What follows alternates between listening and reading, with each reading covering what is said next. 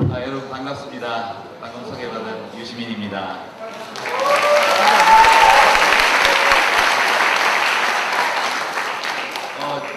지금 이렇게 많은 학생들이 오실 줄 몰랐는데 뒤에 지금 굉장히 번잡한데요. 앞에 여기 좀 공간이 있습니다. 막 앉아도 괜찮으신 복장을 하신 분들은 이 앞쪽으로 오셔도 괜찮을 것 같습니다. 잘 들리십니까? 네. 제가 좀 더우니까 덮고 해도 되겠죠? 오늘 강연 제목을 헌법 왜곡주의 이렇게 해놨는데 처음 듣는 말이죠. 네, 그리고 여러분 대학생들 요즘 나라 경제도 어렵고 국제 금융시장도 혼란스럽고 취업도 굉장히 어려워서 각자가 다 고민도 많고 걱정도 많고 그런 상황인데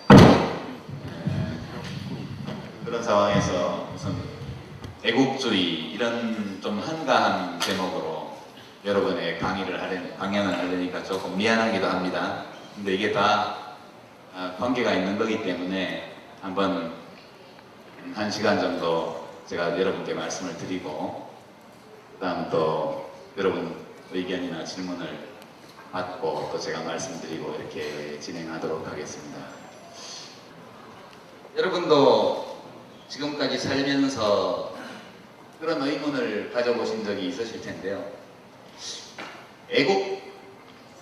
애국이라는 것은 참 좋은데 누구나 애국자가 되어야 한다고 교육을 받았고 또 우리 대한민국의 태극기가 올라가고 애국가가 울려 터지고 그럴 때는 뭔가 좀 가슴 속에서 무엇인가 이렇게 올라오는 것 같은 그런 열정도 느끼고 독도 문제라든가 이런 동북공정 이런 사건들이 일어나면 한국인, 대한민국 국민으로서의 일체감 이런 것들을 느끼면서 조국 나라에 대한 어떤 나라를 위해서 나도 뭔가 해야 되겠다 이런 열정을 또 느끼고 그러실 겁니다.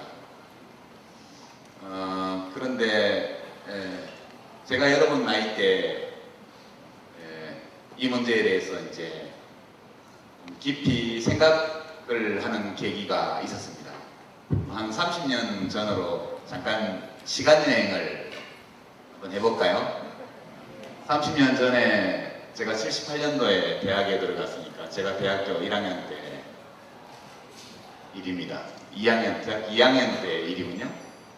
그때는 이제 그런 게 어딨냐 이렇게 생각하실지 모르지만 어떤 대학생한테 대학교 총장님이 휴학을 명령할 수 있었습니다.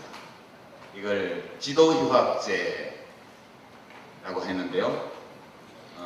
대학 측이 학생 지도를 목적으로 어떤 학생들에게 강제로 휴학을 명령하는 제도였습니다. 웃기죠? 휴학하고 말고는 학생이 자기 나름대로 결정을 해야지. 대학교 총장님이 뭔데 네 휴학해 이렇게 할 수 있냐는 거죠. 말이 안 되는 건데 불과 30년 전에 우리나라에는 그런 제도가 있었습니다. 이제 어느 대학의 총장님이 어떤 학생을 아주 많이 사랑한 나머지 그 사랑의 마음을 표현하기 위해서 휴학을 시키는 거죠. 근데 이제 어떤 학생을 휴학시켜야 하느냐를 결정하는 것은 또 총장님 소관이 아니고 중앙정보부, 지금의 국정원, 그 당시에 중앙정보부 소관이었습니다. 중앙정보부에서 모든 중요한 정보를 수집한 다음에 이 학생은 휴학을 시켜야 되겠다. 이렇게 해서 명단을 작성을 하면 총장님이 사인을 해서 휴학 명령을 내리는 거죠. 휴학 명령이 내리면 남자는 군대 가야 됩니다. 그죠? 군대. 그죠? 대학생이기 때문에 징집이 연기되어 있으니까. 그러면 곧바로 병무청에서는 영장을 집으로 보냅니다. 이게 이제 대한민국 행정의 역사상 최초로 등장한 원스톱 서비스 시스템. 예, 대한민국 행정 발전에 엄청난 기여를 한 획기적인 대사건이었습니다. 이토록 신속하게 중앙정보부가 정점에 서고 교육부, 대학당국, 병무청 등등 지방자치단체가 모두 일체감을 가지고 아주 효율적으로 움직여서 한 학생을 대학에서 병영으로 이렇게 신속하게 이송하는 그런 행정 서비스였습니다. 제가 아는 선배 한 사람이 저보다 1년 위에 선배인데 총장님의 사랑을 많이 받아서 지도 유학을 명 받았습니다. 근데 자취방에도 안 돌아오고 고향 집에도 안 가고 문제가 생겼죠. 집에는 영장이 와 있는데 아들이 연락이 없으니까 부모님들은 난리가 났어요. 우리 아들 데모하러 다닌다고 뭐 깔갱이 소리 듣고 그랬는데 이제는 징집 기피, 말하자면 뭐라 그러죠 그거를? 병력 기피자가 되게 생겼잖아요. 병력 기피는 파렴치범이죠. 우리 아들 이제 장래가 다 막힌다 걱정이 태산이에요. 보다 못한 친구들이 학교에다가 이런 방을 붙였습니다. 아무개야 유신군대가 너를 부른다. 빨리 연락해라. 예. 근데 그 학생은 돌아오지 않았습니다. 어느 날 갑자기 나타났는데 어디서 나타났냐면 대학 어느 건물에 3층 유리창을 깨고 나타났는데 왼손에는 불을 붙인 횃불, 오른손에는 식칼을 들고 나타났습니다. 그리고 나서 유인물을 뿌리고 핸드마이크로 엥 올린 다음에 하고요 이렇게 시위를 시작한 거죠. 그때 이제 유신체제 때거든요. 유신 고 박정희 대통령께서 종신 대통령으로 계시던 사실상 그 시절입니다. 그 당시 헌법을 보면 헌법 얘기를 잠깐 넘어갑니다. 우리나라 헌법 제1조 여러분 아시죠? 1. 대한민국은 민주공화국이다. 2. 대한민국의 주권은 국민에게 있고 모든 권력은 국민으로부터 나온다. 이게 대한민국 헌법 제헌 헌법에서는 제1조 제2조였고 그 다음에 이제 지금은 제1조 제1항과 제2항으로 되어 있는 대한민국의 국가 정체성에 관련되어 있는 가장 중요한 헌법 조문입니다. 이것이 이제 유신헌법 때만 달랐어요. 우리 헌법이 9차례 개정되었는데 그 중에 박정희 대통령이 72년 유신 쿠데타를 통해서 국회를 해산하고 방송국에 탱크를 보내고 이렇게 해가지고 국민투표를 해서 거의 99% 찬성으로 통과시킨 그 유신헌법의 제1조는 어떻게 되어 있으냐면 1. 대한민국은 민주공화국이다. 이건 똑같았습니다. 2. 대한민국의 주권은 국민에게 있고 국민은 국민투표나 대리인을 통하여 국민투표나 대표자를 통하여 주권을 행사한다. 그렇게 되어 있었습니다. 국민은 주권을 갖고 있는데 그걸 직접 행사하면 안 돼요. 국민투표를 할 때나 국회의원을 뽑을 때 또는 대통령을 간접선거를 했기 때문에 통일주체 국민회의라는 대통령 선거인단을 선출할 때 그때에만 주권 행사를 하고 다른 방법으로 주권 행사를 할 수 없도록 해놨습니다. 그리고 이제 혹시라도 일부 몰지각한 국민들이 직접 주권을 지 마음대로 행사할까 걱정이 되어서 선량한 대다수 국민들을 보호하기 위해서도 박정희 대통령은 아주 친절하게도 헌법의 다른 조항에 비상대권을 규정해 두었습니다. 이 비상대권을 발동하면 그것이 이제 긴급조치라는 건데요. 긴급조치를 발동하면 헌법이 규정하고 있는 모든 국민의 자유와 권리가 다 정지됩니다.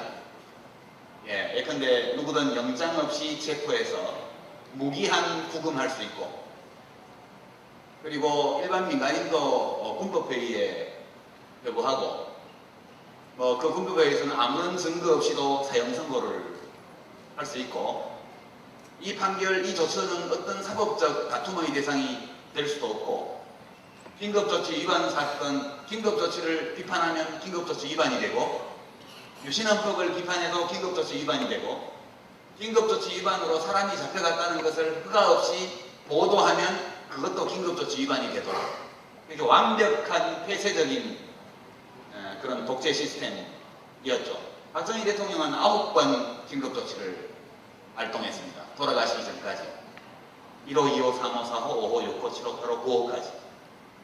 근데 이제 제가 아까 얘기한 그 선배는 발칙하게도 헌법 제1조에 대표자를 뽑거나 국민투표를 할 때 말고는 주권 행사를 하지 못하도록 되어 있는데 직접 유신체제 타도하자, 독재 타도 이런 언론, 출판, 표현의 자유 또는 데모라는 집회 시위의 자유를 직접 행사하려고 한 거죠. 예, 이제 그래서 대개 그 당시에는 3분 정도 데모를 하면 잡혀갑니다. 형사들이 다 들어와서 잡아가는데 대개 3년 징역이 전찰제로 이렇게 나올 때가. 그러니까 그런 학생들이 재판을 받고 있으면 방청석에 중앙정보부 요원들이 와서 수첩을 들고 뭔가를 적고 있죠. 재판장이나 검사들이 이걸 다 보고 있습니다. 예, 거기서 이것 지나치게 약한 징역형을 선고하는 판사는 갑자기 시골로 발령이 난다든가 이런 경우가 많이 있었습니다. 그런 시대였죠. 30년 전에. 그때 이제 그 학생이 어느 단과대학 베란다에 창문을 깨고 나타나서 유인물을 뿌리고 시카를 휘두르면서 누굴 죽이려는 건 아니고 형사들이 와서 잡아갈까봐 무서워서 시카를 휘둘렀죠. 안 잡혀가려고. 그때 이제 담당 형사가 있었어요. 담당 형사. 서울대니까 관악경찰서의 정보과에 그 학생을 담당하는 형사입니다. 이 형사가 갑자기 나타났어요. 그 자리에. 자기가 며칠 동안 찾으러 다녔는데 못 찾았는데 나타난 거죠. 평소에 밥도 사주고 술도 사주고 관리를 열심히 했는데 이놈이 연락도 안 하고 갑자기 사라졌다가 데모를 하러 나타났으니까 관리를 잘못한 책임 때문에 자기 인사고과에 나쁜 영향이 있을 수도 있고 뭐 그런 것보다 저 전도 유망한 청년이 명문대학 학생이 감옥에 가면 인생이 얼마나 망치겠느냐, 국가적으로 얼마나 큰 손실이냐. 저 학생을 잘 관리하고 보호해서 무사히 군대로 보내주는 게 내 일이다. 이렇게 그 형사는 생각하고 있었죠. 그래서 단순히 어떤 자기의 이익을 위해서라기보다는 그런 안타까운 마음을 가지고 그 학생을 일주일 넘게 찾으러 다녔는데 못 찾은 거죠. 그래서 어느 날 시위가 나서 정보를 입수하고 가서 가봤더니 자기 담당 학생이 하고요 이렇게 외치면서 유인물을 뿌리고 나타난 거죠. 심한 배신감을 느꼈습니다. 그래서 베란다 위를 딱 쳐다보면서 야 아무개 너만 애국자냐? 이렇게 외쳤습니다. 이제 그 상황 때문에 제가 도대체 애국이 뭘까? 이런 고민을 하기 시작했죠. 만약 너만 애국자냐 이 말에 나도 애국자다 하는 뜻이 들어있다면 그렇다면 도대체 애국이란 건 무엇일까?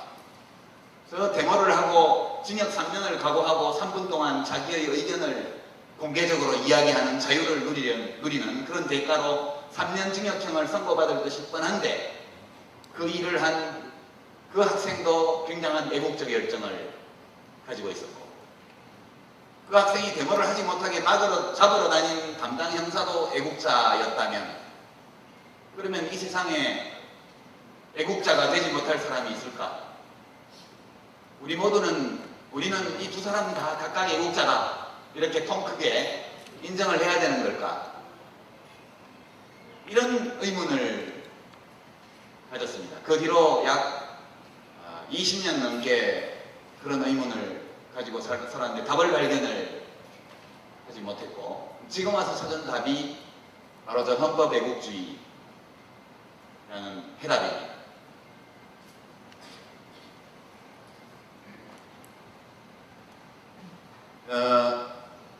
이 주제는 애국이란 무엇인가 라는 질문과 관련되어 있는 주제입니다.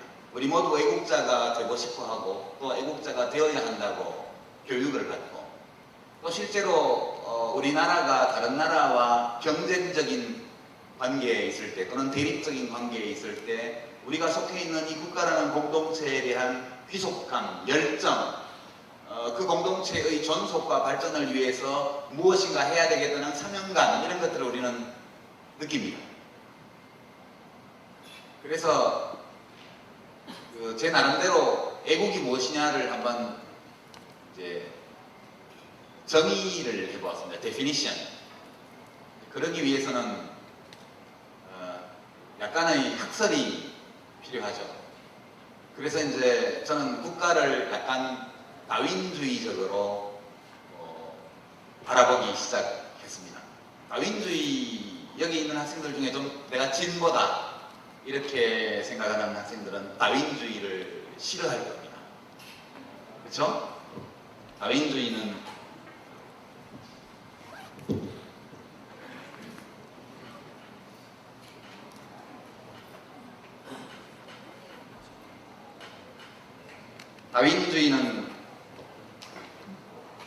찰스 다윈이 종의 기원이라는 기념비적인 명서를 통해서 정리한 세계관 또는 인간관 또는 자연관을 말합니다. 찰스 다윈 이전에는 생명이 어디에서 왔는지, 인간은 어디에서 왔는지, 우리는 누구인지를 정확히 알지 못했습니다. 찰스 다윈이 종의 기원에서, 그것이 1800 몇 년이죠? 제가 지금 기억이 아슬아슬한데, 순전히 관찰, 동물에 대한 관찰을 통해서 찰스 다윈은 인간이 단 하나의 세포를 가지고 있는 아주 원시적인 생물로부터 진화해서 오늘의 이 고도의 지성을 가진 고등동물에 이르렀다는 결론에 도달합니다. 이것이 이제 그전까지 아무것도 없던 데에서 신이 세상을 창조하고 인간을 창조했다는 창조론을 완전히 뒤집어 엎는 학설이었습니다. 혁명적인 학설이죠. 자연을 있는 그대로 관찰한 사람이라면 누구나 이 결론에 도달할 수밖에 없었지만 약 1만 년에 가까운 인류의 문명사에서 찰스 다윈처럼 명확하게 우리가 어디에서 온 어떤 존재인지를 밝힌 사람은 없었습니다. 다윈의 주장은 아주 단순합니다. 생물들은 경쟁합니다. 이기적이고 모든 생명체는 이기적이고 이기적인 생명체들끼리 경쟁합니다. 이 경쟁을 통해서 환경에 잘 적응해서 살 수 있는 우세한 종이 선택됩니다. 그리고 이 경쟁과 선택의 과정에서 일어나는 그런 유전자의 돌연변이, 이런 것들을 통해서 우세한 종이 출현하게 되고 그 종이 선택받으면서 최초의 하나의 생명체, 단세포 동물에서 생명체에서 진화되어서 이 모든 자연계의 생명이 생겨났다. 이렇게 이야기한 것이죠. 중요한 것은 경쟁, 자연선택, 이런 개념입니다. 이것은 이제 보수파에서 굉장히 좋아하는 개념이죠. 학교에도 경쟁체제를 도입하자. 그렇죠? 경쟁이란 말을 언제나 보수 우파는 경쟁을 좋아합니다. 그러나 진보 좌파들은 경쟁이라는 말 자체를 굉장히 싫어해요. 그래서 이 다윈의 주장을 사회에 대한 관찰로 끌고 온 것이 소셜 다위니즘이라는 것입니다. 사회 다윈주의. 대개 사회 다윈주의를 표방하는 사람들은 경쟁을 옹호하고 복지제도에 반대하고 빈부격차를 자연스러운 일로 간주합니다. 대표적인 사람이 토마스 로버트 멜더스라는 인구론의 인구 법칙을 얘기했던 멜더스 목사와 같은 분이 전형적인 소셜 다윈니스트라고 말할 수 있죠. 허버트 스펜서 같은 사회학자도 있습니다. 미국에서 굉장히 유명한 분이죠. 소셜 다윈니즘을 주장한 분입니다. 미국은 전반적으로 보면 이런 사회 다윈주의가 지배적인 이데올로기로 자리 잡고 있는 나라죠. 그래서 다윈을 굉장히 진보적인 사람들이 싫어해요. 이제 제가 보건대는 소위 사회 다윈주의를 주장하면서 사회적 연대, 배려, 공동체, 복지제도 이런 것들을 비판하기 위해서 다윈주의를 사용한 사람들은 다윈을 굉장히 잘못 해석했다. 저는 그렇게 생각을 합니다. 이 다윈주의를 현대에 와서 현대의 과학자들은 재해석을 합니다. 재해석을. 여러 가지 유전과학에 힘입어서 다윈주의를 완전히 재해석을 하는데 결론은 동일합니다. 다윈이 관찰한 것은 개체 간의 경쟁, 집단 간의 경쟁이었지만 실제 경쟁이 이루어지는 것은 유전자 사이의 경쟁이라는 거죠. 이기적 유전자라는 제목으로 리처드 도킨스 도킨스라는 학자가 1970년대 후반에 이 학설을 최초로 발표합니다. 우리가 보는 경쟁은 다 개인 간, 집단 간의 경쟁이지만 이론적으로 볼 때 그 기전에는 유전자들 사이에 살아남기 경쟁이 원연의 경쟁이고 인간은 유전자를 실어 나가는 운반 기계에 불과하다. 이렇게 보는 겁니다. 제가 이 다민주의에 관심을 가지게 된 것은 이런 의문 때문이죠. 인류의 역사에서 많은 국가들, 많은 왕조들이 명멸했습니다. 태어나고 성장하고 쇠락하고 죽어 없어졌죠. 우리가 최근의 20, 30년 사이에 목격했던 사건만 보더라도 소련 제국 혹은 소비에트 연방이라고 말하던 어마어마하게 큰 사회주의 국가가 붕괴했습니다. 중국이라는 공산당 일당 독재 국가가 지난 20년간 자본주의 시장 경제를 받아들이면서 아주 다른 사회로 변모해 왔습니다. 많은 나라들이 생기고 없어지고 생기고 없어지고를 반복하는 과정에서 지금 이 지구촌, 이 지구 행성의 표면 대부분을 지배하는 국가가 어떤 국가인가? 민주공화국입니다. 그러니까 지금 21세기 현 시점에서 이 지구 행성의 표면에서 살아가는 인간이라는 종들은 이 인간이라는 이 동물종은 국가 단위로 살아가고 있습니다. 국민국가라는 단위로 경쟁하고 살아갑니다. 국민국가 단위로 동일한 사회 질서를 갖고 있고 그 사회 질서에 맞추어서 살아갑니다.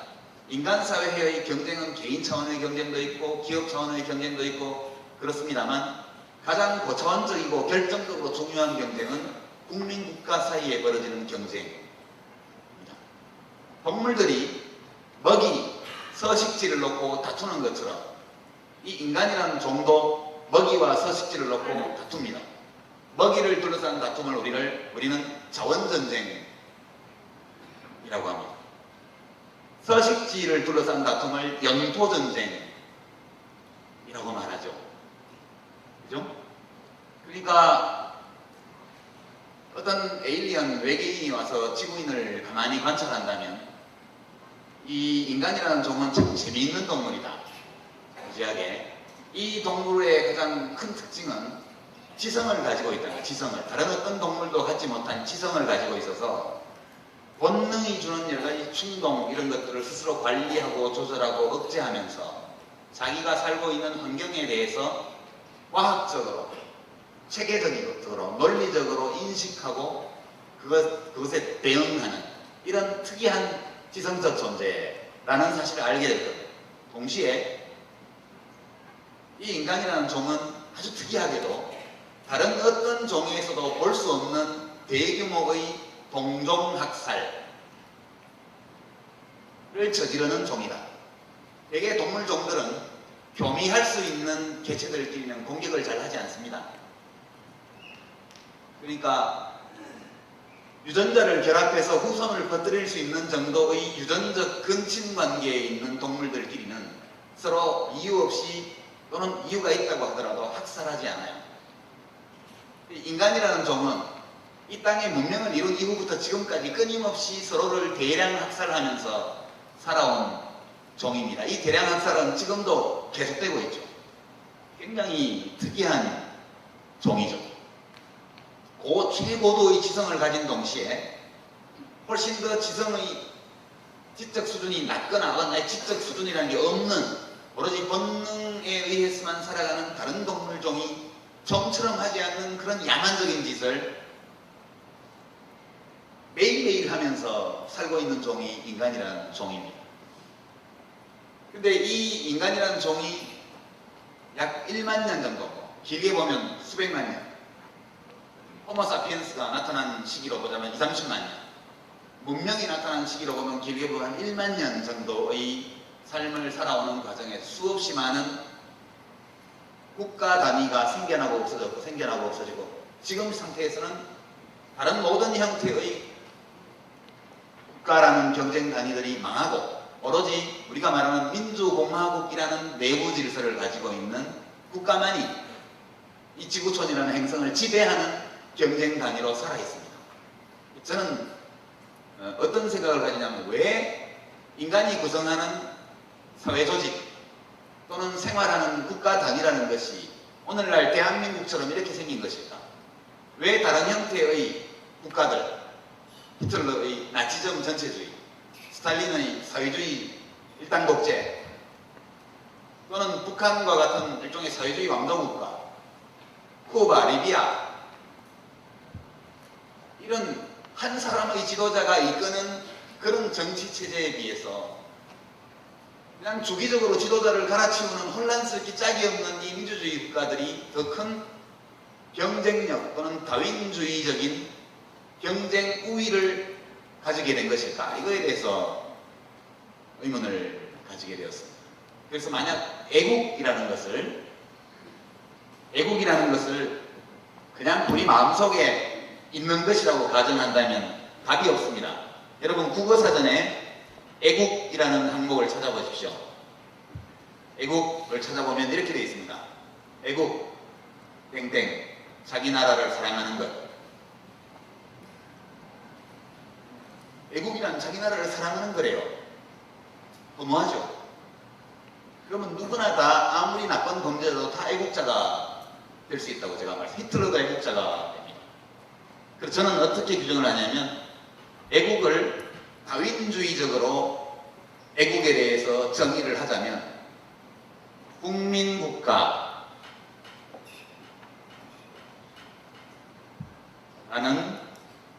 공동체의 생존, 번영, 능력을 높이는 행위, 이렇게 규정을 했습니다. 애국이란 뭐냐?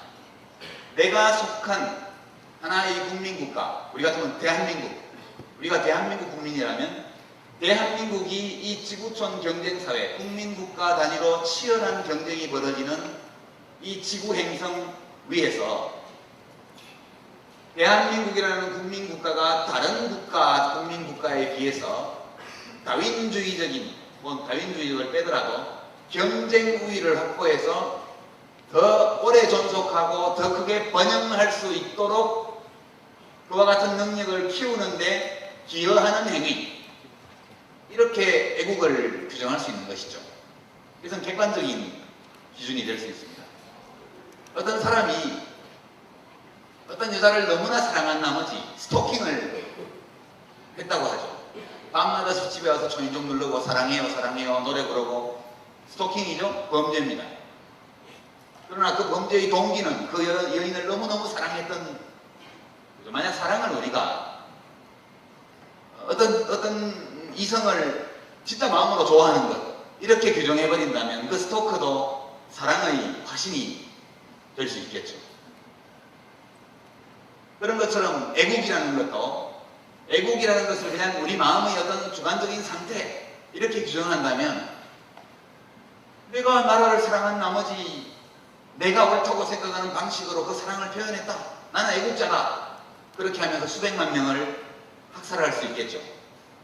만약 애국이라는 것이 그저 주관적인 심리 상태를 의미하는 것이라면 우리는 프랭클린 루즈벨트나 혹은 윈스턴 처칠이나 프랑스의 드골이나 이런 사람과 마찬가지로 히틀러와 스탈린과 이런 사람들을 다 애국자로 떠받들어야 합니다. 그래서 저는 애국은 국민국가의, 내가 속한 국민국가의 생존과 번영의 능력을 높이는 데 기여하는 행위, 기여하려고 하는 자세를 애국주의, 기여하는 행위를 애국행위, 기여하려는 마음을 애국심, 이렇게 규정하는 것이죠. 만약 제가 조금 전에 말씀드린 것처럼 민주공화국이라는 이 질서가 하나의 국민국가의 다윈주의적인 생존 능력과 번영의 능력을 더 키우는 어떤 질서라면, 그래서 다른 형태의 국가 질서에 비해서 경쟁 우위를 가지고 있는 질서라면 진짜 애국행위는 뭐냐? 이 민주공화국을 더욱더 민주공화국답게 만드는 것이 애국행위가 되는 거죠.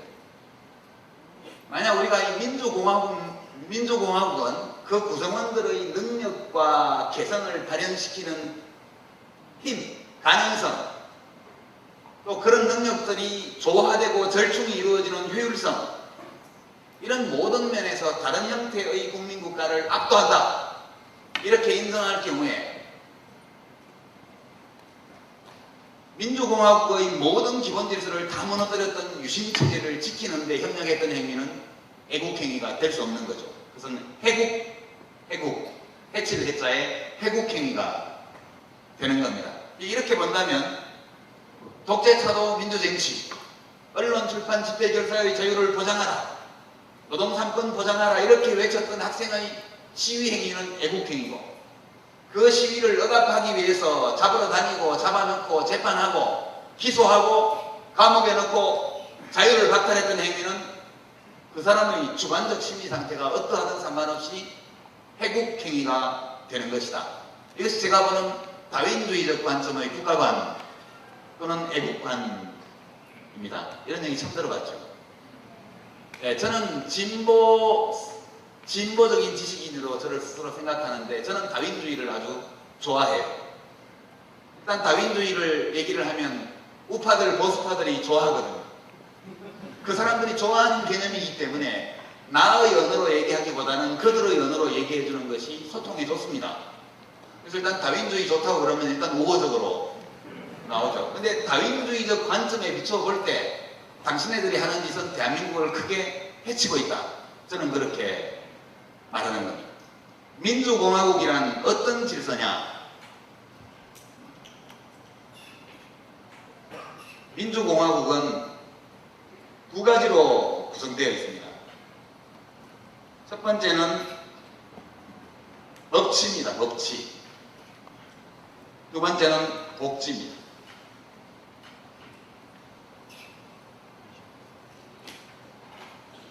민주공화국은 사람들에게 경쟁의 자유를 보장합니다. 마음껏 경쟁해라, 이기기 위해서.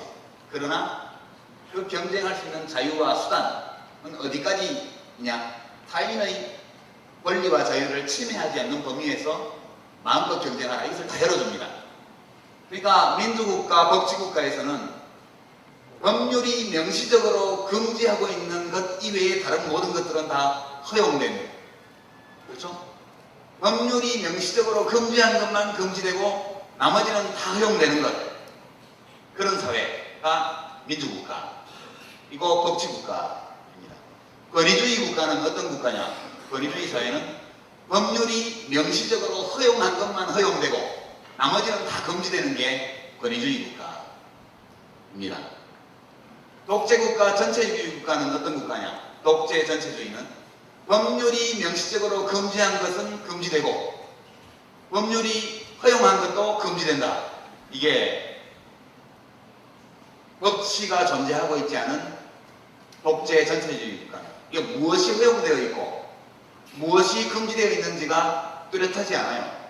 그러니까 권력자가 자의적으로 어떤 것을 처벌하고 허용하는 것이 가능하죠. 이것이 법치가 존재하지 않는 사회 상태입니다. 대한민국은 민주주의 국가이고 이 민주주의 국가의 법치주의라는 것은 우리 헌법에 다 기록되어 있습니다. 좀 이따 더 얘기하고요. 복지는 뭐냐? 경쟁을 시키면 차이가 나게 되어 있습니다. 경쟁을 시키면 승자가 있고 패자가 있게 되어 있습니다. 자연은 인간을 제외한 다른 어떤 자연계에서도 복지제도를 가지고 있는 동물은 없습니다. 그렇죠? 가끔씩 어미 이런 다른 새끼를 자기가 돌봐주는 동물들이 있기는 하지만 그것이 제도화되어 있는 것은 아니죠. 복지제도는 매우 이타적인 제도입니다. 능력이 있고 돈 잘 버는 사람들이 세금을 내고 보험료를 내어서 돈 없고 못 살고 병들고 이런 분들을 도와주는 게 복지제도잖아요. 근데 다윈주의적으로 보면 모든 생명체는 다 이기적입니다. 인간도 이기적이에요. 여러분 경영학 공부할 때 늘 그걸 전제로 하고 하잖아요. 인간은 인센티브에 반응한다. 그렇게 얘기하잖아요. 금리가 높아지면 기업의 투자가 줄어든다. 왜 그렇죠? 사람들의 합리적이고 이기적인 계산의 결과 수익률이 낮은 프로젝트는 안 해야 되기 때문에 투자가 줄어드는 거죠. 경제 경영학에서 말하는 모든 이론의 밑바닥에는 인간은 이기적이라는 공리, 악시옴, 무증명 명제, 증명하지 않고도 진리로 참으로 인정하는 명제가 깔려 있습니다. 인간도 이기적인 존재예요. 그러나 또한 동물들은, 심지어 식물들도 이타적인 행동을 하죠. 악어와 악어새. 동물들도 이타적인 행동을 합니다. 인간도 이타적인 행동을 많이 하죠. 이기적인 동물들이 왜 이타적인 행동을 할까? 복지제도라는 것은 기본적으로 이타 행동을 제도로 만들어 놓은 것이 복지제도. 이 민주공화국의 복지제도는 마음껏 경쟁하라, 이기도록 노력해라, 지면 손해다. 지면 너 망하는데, 그러나 너가 졌다고 해서 네 자식을 먹여 살리지도 못하고 부모를 먹여 살리지도 못하고 너가 다시는 일어설 수 있는 기회를 잡을 수 없도록 너를 방치하지 않겠다. 네가 재기할 수 있는 기회를 주고 너가 재기할 때까지 너를 사회가 돌봐줄게. 그 대신 네가 잘 나갈 때는 너도 세금을 내야 돼. 이렇게 하는 게 복지제도입니다. 동물들이, 이기적인 동물들이 이타적인 행동을 하는 데는 4가지 이유가 있다고. 그렇죠? 다윈주의적으로 볼 때. 다윈주의적이라는 것은 이타적 행동을 하는 것이 나에게 유리하다. 이런 판단을 한다는 것을 말합니다. 첫 번째, 동물계에서 가장 흔히 보는 이타적 행동은 유전적 근친관계에 있는 대상에 대한 이타 행동입니다. 부모가 자식을 먹여 살리는 것. 이것은 모든 동물한테서 볼 수 있죠. 새들도 알을 낳고 알을 품고 알을 까고 먹이를 물어다 주고, 포유류는 낳아서 젖을 먹이고 커서 혼자 사냥할 수 있을 때까지 보살펴주고 엄청난 이타 행동을 합니다. 동물이 부모를 돌보는 경우는 흔치 않죠. 그렇지만 까마귀나 이런 것처럼 가끔씩 그런 예들이 있습니다. 여하튼 유전적으로 근친관계에 있을 때는 이타 행동을 합니다. 이것이 이제 이기적 유전자의 근본적인 이론입니다. 왜 이타 행동을 할까? 우리들의 본능 속에, 우리 유전자 속에 유전적 근친관계에 있는 자에게는 이타적인 행동을 하도록 프로그래밍 되어 있기 때문에. 인간도 마찬가지로 부모를 봉양하고 자식을 키웁니다. 두 번째가 호혜성. 첫 번째는 유전적 근친성입니다. 두 번째는 호혜성에 대한 기대. 내가 잘해주면 쟤도 잘해줄 거야. 이 기대가 있으면 이타 행동을 해요. 악어와 악어새, 상리공생은 보통 이런 호혜성에 대한 기대가 깔려있는 이타 행동입니다. 사람도 마찬가지죠. 내가 친구한테 잘해주면 내가 어려울 때 저 친구도 나를 틀림없이 도와줄 거야. 그렇게 생각하면 이타 행동을 하게 됩니다. 세 번째가 평판. 예, 좋은 평판을 얻는다는 것은 여러 가지 이점을 안겨줘요. 그 배우자를 구할 때, 길 가다가 이렇게 어떤 불우한 사람을 봤을 때 잘 도와주는 남자가 매력적으로 보이겠죠. 그렇죠? 공부 잘하는 남학생이 둘이 있다고 할 때 하나는 혼자만 공부하고 다른 하나는 친구들을 열심히 도와줘요. 여학생들 사이에 누가 인기가 있을까? 틀림없이 잘 도와주는 남학생이 인기가 있을 거예요. 그러니까 reputation, 좋은 평판이라는 것은 배우자를 구하거나 직장을 구하거나 사업을 하거나 할 때 많은 이득을 안겨줍니다. 그래서 좋은 평판을 얻기 위해서 하는 이기적 행동이 바로 이타 행동이다. 그런 내용이고요. 네 번째는 광고입니다. 광고 효과. 내가 아주 능력이 있는 사람인데 내가 아주 관대한 사람이고 정말 좋은 사람인데 이것을 전할 길이 없어요, 사람들에게. 그때 뭘 하죠? 광고를 합니다. 광고를. 어떤 사람이 이 전북대학교에 100억 원을 규정했다. 그 사람은 굉장히 돈이 많은 사람이라는 것을 알 수 있죠. 뿐만 아니라 그 사람은 굉장히 관대하다는 것을 광고하는 효과가 납니다. 신문에도 나고. 그죠? 그것이 자기에게 또 자기가 관대하고 능력 있는 사람이라는 것을 알리는 것이 굉장히 중요한 경쟁력의 우위를 보증하기 때문에, 그래서 이타행동을 다윈주의적으로 해석하는 할 때 나타날 수 있는 합리적인 이유가 4가지가 있는데, 복지제도는 바로 이 고해성에 대한 기대에 근거를 두고 있는 제도입니다. 모든 민주공화국은 법치를 규정하고 있는 헌법 시스템과 복지를 규정하고 있는 사회복지 제도를 다 가지고 있습니다. 경제적으로 성장했기 때문에 좋은 복지제도를 가지고 있다, 이런 측면도 있지만, 좋은 복지제도를 끊임없이 발전시켰기 때문에 그 나라가 경제적으로 부유해졌다고 볼 수도 있습니다. 한 예를 들면 뉴턴과 같은 위대한 과학자를 예를 들면, 뉴턴은 조사나였습니다. 조사나. 네. 한 8달, 우리말로 하면 팔삭동이에 해당하죠. 체중이 1kg을 조금 넘었다고 할 정도죠. 얼마나 작았냐 하면 1리터 들어가는 유리컵에 넣으면 쏙 들어갔다고 그래요. 그렇게 병약하게 태어난 뉴턴이 살아서 만유인력의 법칙을 발명합니다. 지금 여러분이 보시는 게임, 하는 게임의 소리와 어떤 자동차가 뒤집어지는 동작, 이런 것들이 일치돼서 나타나죠. 그런 걸 만들 때 전부 뉴턴이 만든 법칙들을 응용해서 다 만듭니다. 뉴턴이 만약 그런 조사나를 키울 수 있는 정도의 위생적인 조건과 가정적 환경을 갖지 못한 집에서 태어났더라면, 그러면 뉴턴은 없죠. 그러니까 우리들이 가지고 있는 재능, 어떤 사람이 가지고 태어나는 재능, 이런 것이 있습니다. 이것은 하나님이 있는지 없는지 모르겠지만 왜 그 사람에게 그런 재능이 주어지는지는 아무도 모릅니다. 그것은 그냥 우리 몸속에 있는 23쌍의 염색체가 감수 분열하고, 또 다른 배우자의 몸속에 있는 23쌍의 염색체가 감수 분열해가지고 그것이 수정란을, 한 세포의 수정란을 만들 때 합쳐질 때, 그때 모든 것이 일단 결정되죠. 왜 도대체 무엇 때문에 같은 부모 밑에서 나타난 아이들이 다 다른지 우리는 잘 모릅니다. 그것이 DNA가 자기 복제를 하는 과정에서 어떤 오류가 발생해서 그럴 수도 있고요. 하여튼 그렇습니다.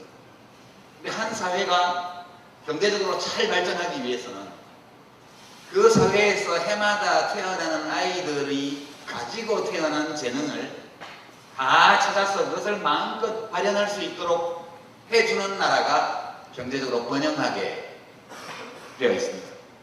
계급사회, 신분제 사회, 독재국가, 빈부격차가 너무 심한 사회, 복지제도가 전혀 없는 사회, 이런 사회에서는 빈곤층에서 태어난 수많은 아이들이 자기가 가지고 태어난 재능을 발견하지도 못한 채 죽어가거나 쓰러져가죠. 또는 평범한 사람으로 살아갑니다. 그러나 한쪽으로 경쟁의 기회를 법치주의의 테두리에서 최대한 보장하고, 누구나 그런 경쟁에 뛰어들 기회를 최소한으로 보장하는 복지제도를 가지고 있는 나라에서는 거의 모든 재능 있는 아이들이 자기의 재능을 다 발견할 수가 있고, 그 재능을 마음껏 펼칠 수가 있습니다. 그래서 민주공화국이라는 질서를 가지고 있는 국민국가가 다른 형태의 국가에 비해서 더 큰 경쟁력을 가지는 이유는 바로 여기 있는 것이다. 그래서 보통 보수파들, 보수정당, 또 사회다윈주의를 추종하는 보수 지식인, 이런 분들은 복지제도를 확대하는 것에서 끝없이 반대합니다. 그러니까 저는 같은 이유 때문에, 나도 당신들과 마찬가지로 국가 경쟁력을 너무너무 중요시하는 사람이다. 이 국가 경쟁력을 제대로 키우기 위해서는 우리에게는 더 튼튼한 복지제도가 필요하다. 당신이 반대하는 그 복지제도, 당신이 없애라고 요구하는 그 복지제도를 없앰으로써 누구일지 모르지만 어떤 아이가 수십만 수백만 명을 먹여 살릴 수 있는 정도의 재능을 가지고 태어난 어떤 아이가 그냥 묻혀져 버릴 수도 있는 거 아니냐. 이런 뜻에서 저는 사회 다윈주의적 관점에서 복지제도라는 것이 얼마나 국가 경쟁력을 높이는데 중요한 것이냐, 이런 것들을 매우 강조하는 거죠. 그래서 제가 말씀드리는 애국이라는 것은 한편으로는 우리 헌법이 규정하고 있는 법치주의의 질서를 잘 발전시키고 실현하고, 다른 한편으로는 좋은 복지제도를 갖출 수 있도록 노력하고 애쓰고 기여하는 것, 이것이 저는 애국이다 이렇게 생각을 합니다. 법치에 대해서 좀 말씀드려야 될 것 같은데, 제가 5년 동안 집권 세력의 일원으로서 공직에서 일했는데 국민들을 별로 기쁘게 해드리지 못해서 이제 공직에서 해고됐죠. 예, 공직에서 해고됐기 때문에 지금 이제 대학의 비정규 교수 노동자로 일을 하고 있습니다. 오늘도 강연을 좀 많이 주면 좋겠는데 얼마나 줄지 모르겠네요.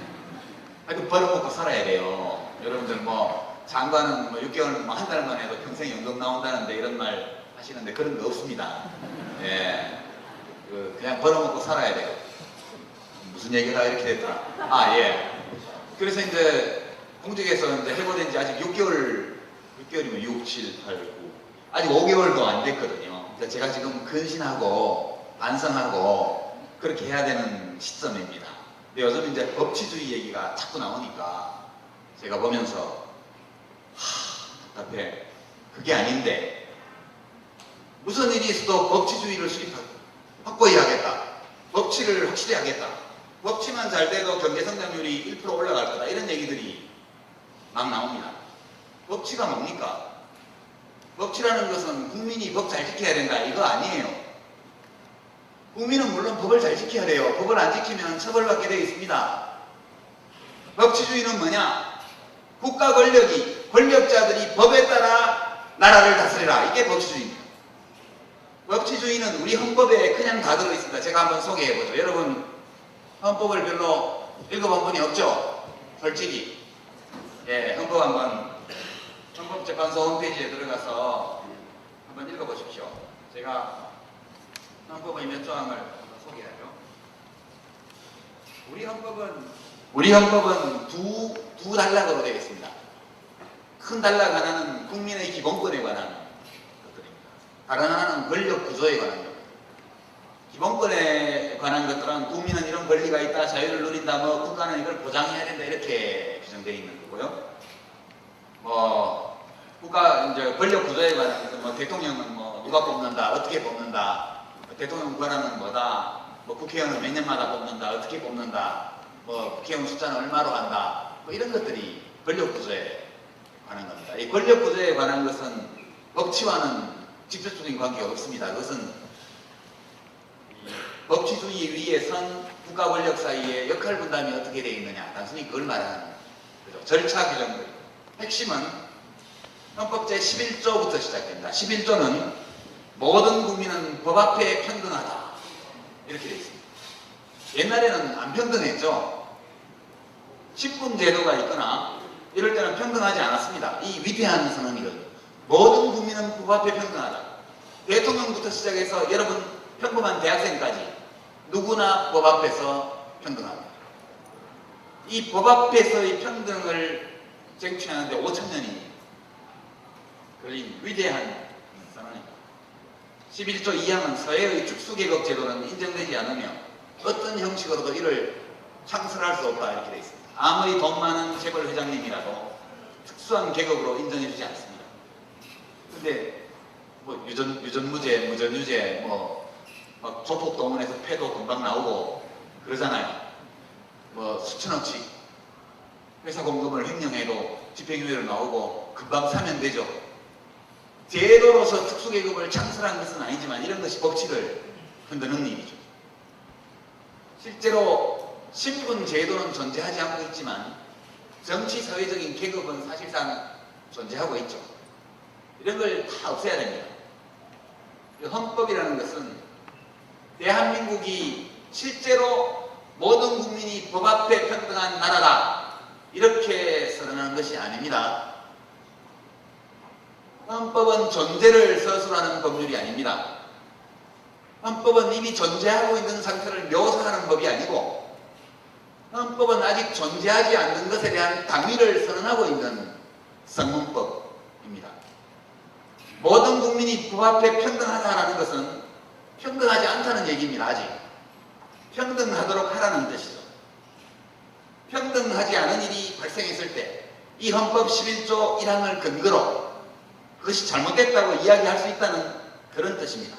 12조는 모든 국민은 신체의 자유를 가진다. 누구든지 법률에 의하지 아니하고는 체포, 구속, 압수수색 또는 신문받지 아니하며 법률과 적법한 절차에 의하지 아니하고는 처벌, 보안처분 또는 강제노역을 받지 아니한다. 쭉 나와서 압수수색, 구속, 변호인의 조력 쭉 나옵니다. 이것도 아주 지루한 문장 같지만 나를 판사의 영장 없이는 누구도 잡아가지 못한다. 이것은 정말 대단한 권리입니다. 불과 60년 전만 하더라도 대한민국은 일본 총독이 아무나 잡아다가 고문하고 죽여버려도 되는 나라였습니다. 불과 20년 전까지만 하더라도 대한민국은 쥐도 새도 모르게 아들, 딸이 잡혀가서 부모가 그 아들, 딸이 죽었는지 살았는지도 모른 채 한 달, 두 달을 보내야 했던 그런 나라입니다. 그때도 우리 헌법에는 이 조항이 있었거든요. 헌법은 있었지만 실현되지는 않은 상태였습니다. 요새 보니까 이게 좀 흔들흔들 하던데, 그 다음에 14조 모든 국민은 거주 이전의 자유를 가진다. 이것도 굉장히 중요합니다. 아직도 중국 국민들은 아무나 베이징에 들어와서 살지 못하죠. 북한 주민들은 마음대로 이동하지 못합니다. 자기의 신체를 자기가 원하는 곳에 갖다 놓을 수 있는 자유, 이런 자유가 인간에게 허용된 것은 이제 200~300년도 되지 않는 일이고 우리 대한민국에서는 이제 겨우 60년밖에 되지 않습니다. 모든 국민은 직업선택의 자유를 가진다. 이것도 옛날에는 백정의 아들은 백정을 해야 되고 기생의 딸은 기생을 해야 되고 이런 것들이 있었죠. 위대한 선언이죠. 모든 국민은 주거의 자유를 침해받지 아니한다. 검사가 영장을 들고 오지 않으면 우리 집을 수색하지 못해요. 그죠? 대단한 겁니다. 등등 쭉 가서 양심의 자유, 종교의 자유, 언론 출판의 자유, 집회결사의 자유. 21조입니다. 21조에 보면 뭐가 있느냐. 2항에 언론 출판에 대한 허가나 검열, 집회결사에 대한 허가는 인정되지 아니한다. 이렇게 되어 있습니다. 여러분 언론 보도를 보시면 이 집회는 허가받지 않은 불법 집회다 이런 말들을 국가 공무원들이 막 합니다. 국가는 집회 결사를 허가할 권리가 없습니다. 이것이 법치주의입니다. 그 다음 학문과 예술의 자유, 재산권 등등 쭉 내려가서 법치주의의 핵심적인 것 중에 하나가 37조 여기까지 쭉 다 권리에 관한 겁니다. 국민의 자유와 권리는 헌법에 열거되지 아니한 이유로 경시되지 아니한다. 이 뜻은 헌법에 국민이 무슨 자유를 누린다고 되어 있지 않아도 국민이 법이 금지하지 않은 것은 무엇인지 다 할 수 있고 그것이 헌법에 열거되어 있지 않다는 이유로 경시돼서는 안 된다는 뜻입니다. 그러니까 국민은 지가 하고 싶은 것을 지 마음대로 해도 돼요. 법이 금지하고 있는 것만 아니면. 그리고 이어서 37조 2항에 국민의 모든 자유와 권리는 국가안전보장, 질서유지 또는 공공복리를 위하여 필요한 경우에 한하여 법률로서 제한할 수 있으며 법률로만 헌법이 규정한 자유와 권리를 제한할 수 있습니다. 제한하는 경우에도 자유와 권리의 본질적인 내용을 침해할 수 없다. 불가피하게 국민의 자유와 권리를 제한하는 경우에도 그 자유와 권리가 공공복리, 국가안보, 질서유지 등을 위한 정말 불가피한 최소한의 형식적인 그런 제약에 그쳐야지 본질적으로 국민이 하고 싶은 말을 못하게 입 다물게 만드는 것은 하면 안 된다, 그런 뜻입니다. 법치주의라는 것은 인간이 문명을 이룬 것이 이미 5천년이 됐습니다. 국가 형태의 문명을 이룬 것이요. 이 5천년 내내 국가 권력과 그 국가 권력을 장악하고 있는 권력자들은 자기 마음대로 국민을 죽이고 박해하고 재산을 빼앗고 잡아가두고 그렇게 했습니다. 이것을 할 수 없게 만든 것이 시민혁명이고, 이 시민혁명을 통해서 탄생한 것이 민주공화국이고, 이 민주공화국에서는 더 이상 국가 권력자가 그와 같은 짓을 국민에게 하지 못하도록 못 박아놓은 것이 법치주의의 본질적인 내용입니다. 권력 행사를 법에 따라서, 이것이 법치주의입니다. 대통령이 나서서 국민 여러분 말 들으세요. 안 들으면 재미없습니다. 법치주의를 똑바로 세우겠습니다. 유모차 아줌매들 데려다가 조사하고, 그죠? 질서유지했던 예비군들 데려다 조사하고, 조중동에 광고 싣는 기업들에 대해서 물건 사지 말자고 글 올렸다고 네티즌들 잡아가두고, 이것은 법치주의에 역행하는 것이죠. 헌법이 규정하고 있는 자유와 권리의 본질적 내용을 침해하고 있는 것입니다. 심지어는 소위 말하는 조중동에 대한 2차 불매운동을 했다는 이유로 네티즌들을 구속시켜 놓고 검사가 피해 기업의 이름을 밝히지 않아요. 내가 누구에게 재산상의 피해를 줬기 때문에 내가 구속이 되어 있는데, 그 피고인이 자기 자신이 어느 기업의 누구에게 얼마만한 피해를 줬는지를 알지 못한 채 재판을 받고 있습니다. 대한민국 검사들이나 우리 이명박 대통령께서는 좀 잘못 생각하시는 것 같아요. 법치주의는 매우 중요합니다. 우리가 살아가는데, 우리 대한민국의 미래를 위해서도 핵심적으로 중요합니다. 그러나 그것은 대통령이 국민을 향해서 설교할 수 있는 내용이 아닙니다. 그것은 주권자에 대한 모욕이고, 권력에 대한 오만이고, 그리고 역사에 대한 교양 없음을 나타내는 징표죠. 국민 여러분, 헌법과 법률에 따라서 제가 잘 하겠습니다. 도와주십시오. 이렇게 말하는 것이 주권자인 국민을 대하는 권력의 기본 도리라고 저는 생각합니다.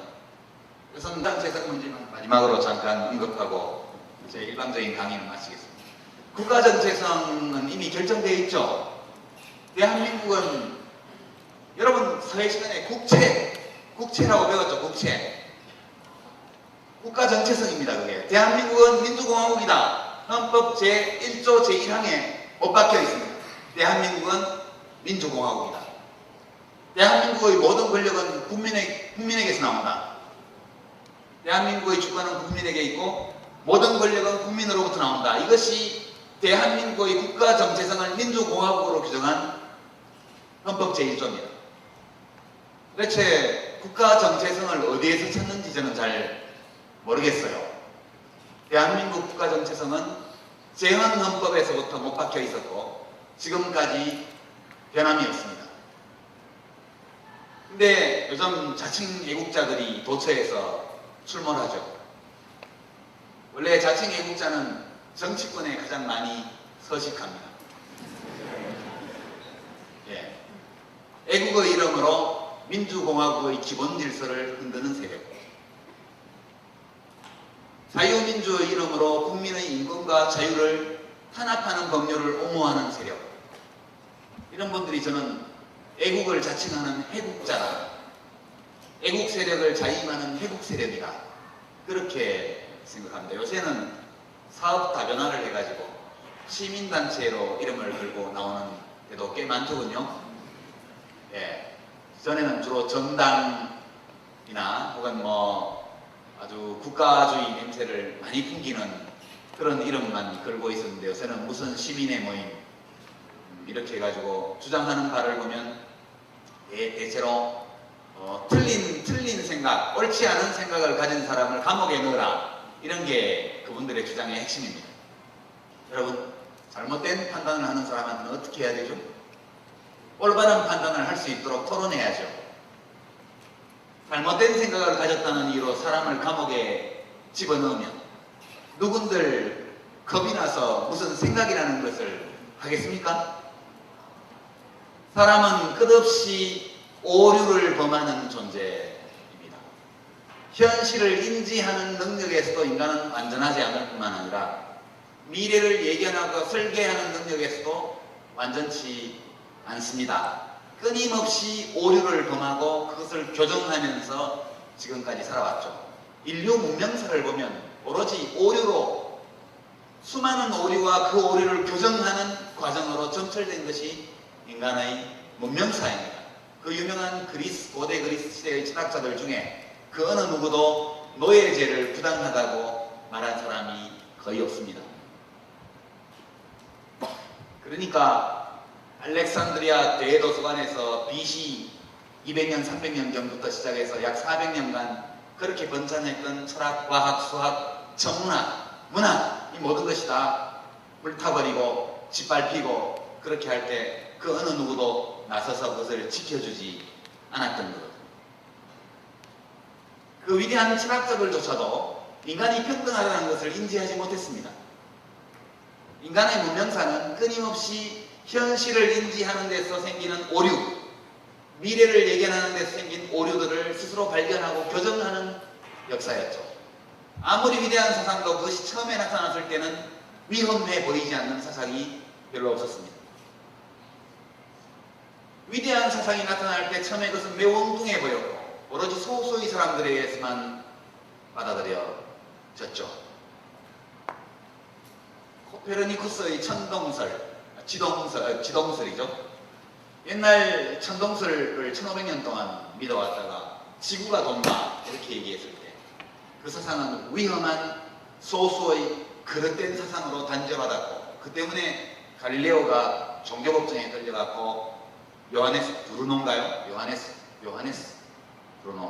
앞에 이름 잘못 브루노라는 천문학자는 화형을 당했죠. 아인슈타인이 특수상대성 이론이라는 걸 내놨을 때 전 지구를 통틀어서 그 이론을 이해하는 사람은 10명도 안 됐다고 그럽니다. 지금은 대학원생 수준이면 물리학자면 학도면 누구나 다 이해하고 있고 그것이 진리라고 인정하고 있죠.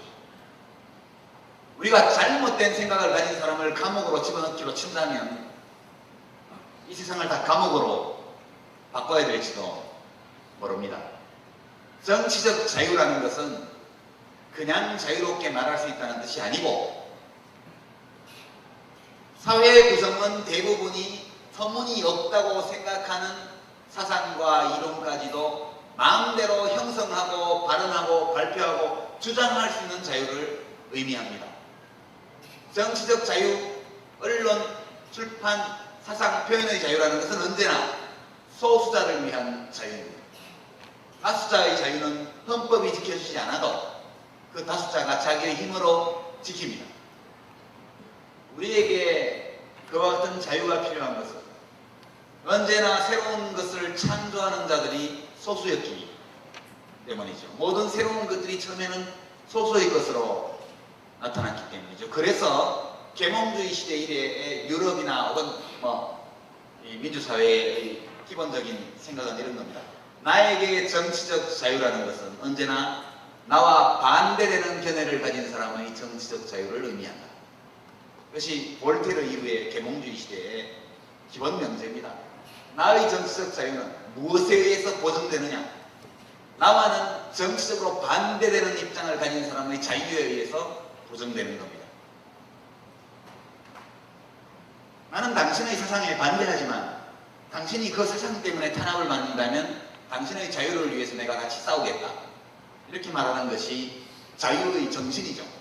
근데 오늘날 호국, 애국이라는 이름을 표방하는 분들의 주장에 따르면 국민의 다수가 옳다고 생각하지 않거나 또는 자기네들이 옳다고 생각하지 않는 사상을 말한다는 이유로 그 사람들의 자유를 박탈할 것을 요구합니다. 이것은 민주공화국의 기본을 훼손하는 일입니다. 그렇게 되기 시작하면 대한민국의 국가정체성은 민주공화국에서 독재 전체주의 국가로 갈 수밖에 없죠. 그러면 대한민국의 국가 경쟁력은 땅바닥으로 내려가게 되고 우리들의 공동체는 경쟁력을 상실하고 번영의 기회를 잃어버리게 됩니다. 저는 이런 법치주의 시스템과 복지 시스템을 가지고 있는 아직은 좀 많이 부족한 우리 대한민국이 이것들을 잘 발전시키면 꼭 다른 나라를 이겨먹어서 무슨 재미난 것이 아니고 그 문제는 이 강연 말고 다른 데서 따로 다뤄야 될 만큼 중요한 문제가 있습니다만 우리 지구인이 되는 거 중요합니다. 그러나 현 단계에서 우리 모두는 국민국가 단위로 살고 있기 때문에 우리 국민국가를 잘 발전시키기 위해서는 이 두 가지를 발전시켜 나가야 되고 여러분들이 취업이라든가 이런저런 많은 어려움에 봉착하고 있지만 이 두 가지를 지켜나갈 때에만 우리들의 미래의 삶이 안전한 가운데 각자의 개성과 재능을 발견하고 그것을 마음껏 펼쳐볼 수 있는 환경이 제공될 것이다. 그런 점에서 여러분 모두 애국자가 되기를 결심하고 올바른 방법으로 애국하시기 바랍니다. 고맙습니다.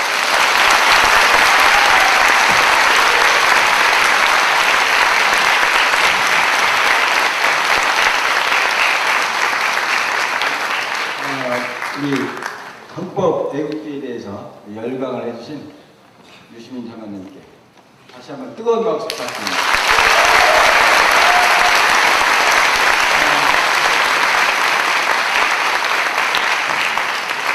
이어서 질의응답 시간인데요. 아까 들어오셨을 때 쪽지를 하나씩 드렸을 거예요. 안 받으신 분도 계실 텐데 지금 바로 돌면 이걸 좀 걷어서 좀 주시고 거기에 대해서 답변하실 수 있는 것들은 답변해 드릴 겁니다. 바로 좀 전달 좀 해주시죠. 옆에 양쪽으로 전달해 주시고 질문지 걷도록 하는 학생이 있으면 바로 좀 전달해 주시기 바랍니다.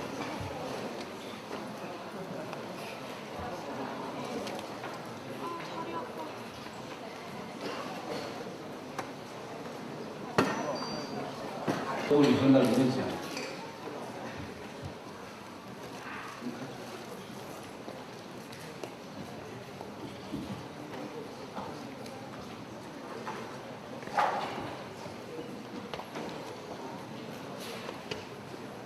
그럼 제가 읽어드릴 테니까요. 그냥 답변을 그냥 하시죠. 그대로 일단 제가 할 테니까 질문 드릴 테니까 답변을 하시죠. 사실 이걸 다 전달해드리고 앉아서 편안하게 하실 수 있도록 하려고 했는데 강연을 하셔서 아마 목이 아프신 것 같아요. 그러니까 질문은 제가 있고 답변은 장관님이 하시고요.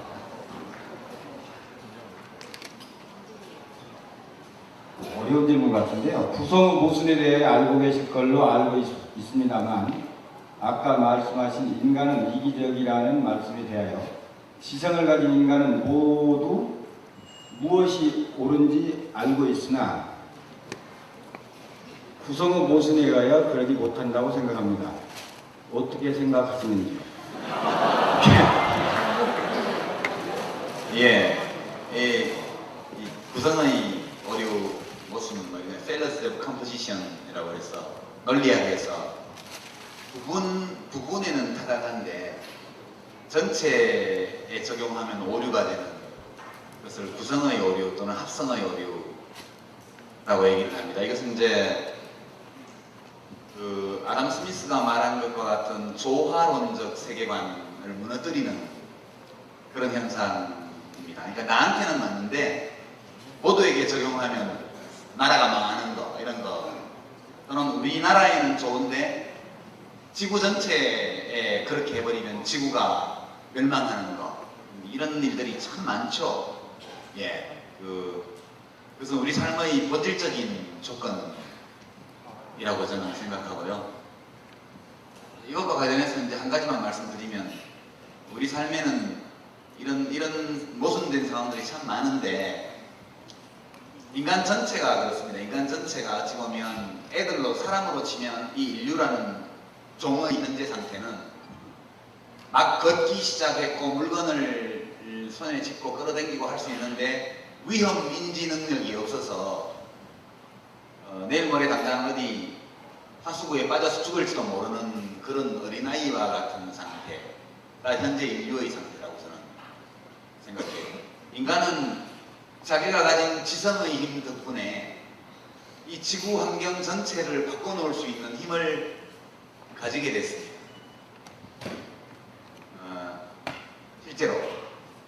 실제로 온실가스 배출을 할 수 있는 능력 또는 원자폭탄이나 수소폭탄을 제조할 수 있는 혹은 이미 제조해놓은 폭탄의 양 또는 자연 상태에서는 존재하지 않던 각종의 화학물질을 합성해내어서 그것으로서 지구 생태계 전체를 어떤 재난과 같은 상태에 몰아넣을 수 있는 힘 이런 모든 면에서 인간은 글로벌한 문제를 정말 행성 차원의 문제를 많이 만들어 냈습니다. 지구의 수명이 길게 잡아도 50억 년 정도 남았다고 그러죠? 좀 이상합니까? 지구는 약 46억 년 정도 지금 나이가 됐습니다. 이제 장년기에 접어들었고요. 한 그만한 세월이 지나면 생물이 살 수 있는 행성으로서의 환경이 사라지게 예정되어 있습니다. 이것은 태양의 수명이 50억 년밖에 그러니까 좀 이상한데 50억 년밖에 남지 않았거든요. 태양이 지금 태양 내부에 있는 수소 핵융합을 하고 있는데 그것이 열과 에너지, 빛의 원천입니다. 언젠가는 그 수소를 다 융합해서 수소가 남지 않게 될 겁니다. 그러면 이제 수소 핵융합을 하고 나면 헬륨이 생기거든요. 근데 헬륨을 융합하기 위해서는 굉장히 높은 온도가 필요한데 태양에는 그런 정도의 온도가 안 됩니다. 그러면 이제 나중에 태양이 식으면서 중력 수축을 시작을 하고 내부 밀도가 굉장히 높아지면서 고온 상태가 됐을 때 헬륨 융합을 시작합니다. 그때 이제 태양은 지금과 같은 항성이 아니고 신성으로 진화를 하고 헬륨을 다 합성하고 나면 짧은 시간 내에 백색 외성 단계를 거쳐서 흑색 외성으로 가서 보이지 않는 별로 되게 예정되어 있다고 합니다. 그러니까 태양이 신성 단계에 들어갈 때 이미 헬륨 폭발, 헬륨 융합으로 인한 어마어마한 에너지가 태양계 행성들을 다 바꿔놓을 거라 그러고 그때가 되면 지구에는 더 이상 생물이 살 수 없는 환경이 된다고 그러는데 그 전에 이미 그렇게 될지도 모르죠. 핵폭발이라든가 등등으로 인해서. 정말 인간은 온실가스, 핵무기, 그리고 화학물질 이 세 가지의 글로벌한 문제를 만들어냈습니다. 자기 힘으로. 근데 해결을 못하죠. 왜냐? 우리는 지구인으로서 살아가는 것이 아니고 국민국가의 국민으로 살아가고 있는 부족인간들입니다. 우리들의 유전자 안에 들어있는 정보에 따르면 우리는 늘 부족적으로 행동하게 되어 있습니다. 문제는 우리가 워낙 능력이 뛰어나서 행성 차원의 문제를 많이 만들었는데 우리들의 행동을 지배하는 유전자 정보와 두뇌에 축적된 정보는 우리들을 부족인간으로 행동하도록 만듭니다. 이것이 이제 이것도 일종의 구성의 모순이라고 말할 수 있죠. 또는 국민국가 입장에서 보게 되면 우리는 대한민국 국민이지만 많은 경우에 전라도 도민으로 행동하죠.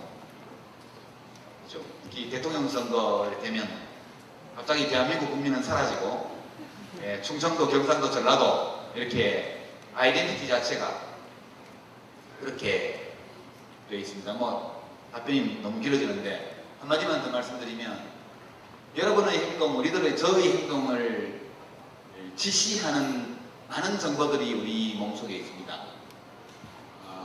세계에서 제일 큰 도서관에 있는 책의 한 1000배 분량에 해당하는 정보가 우리 몸속에 유전자 속에 있다고 제가 어느 책에서 읽었는데 우리들이 살아가는데 필요한 기본 정보들은 전부 유전자에 기록되어 있죠. 예, 물속에서 숨을 참는 법, 배가 고플 때 음식을 씹는 법, 나이가 찼을 때 배우자를 구하는 법, 이런 것들은 다 유전자에 수록된 정보입니다. 근데 유전자에 수록된 정보만으로는 나날이 변화하는 환경에 잘 적응할 수 없기 때문에 유전자 도서관이 있고 우리 두뇌 도서관이 있습니다. 좀 가변적인 정보는 두뇌에 축적되어 있죠. 그리고 이제 우리 몸속에 다 담을 수 없는 너무 많은 정보가 있기 때문에 그것들은 체외에 이제 저장하고 이제 도서관입니다. 그게. 예, 우리는 세 개의 도서관을 가지고 있는데 유전자 도서관, 뇌 도서관, 그리고 이제 도서관을 밖에 있는 도서관을 가지고 있죠.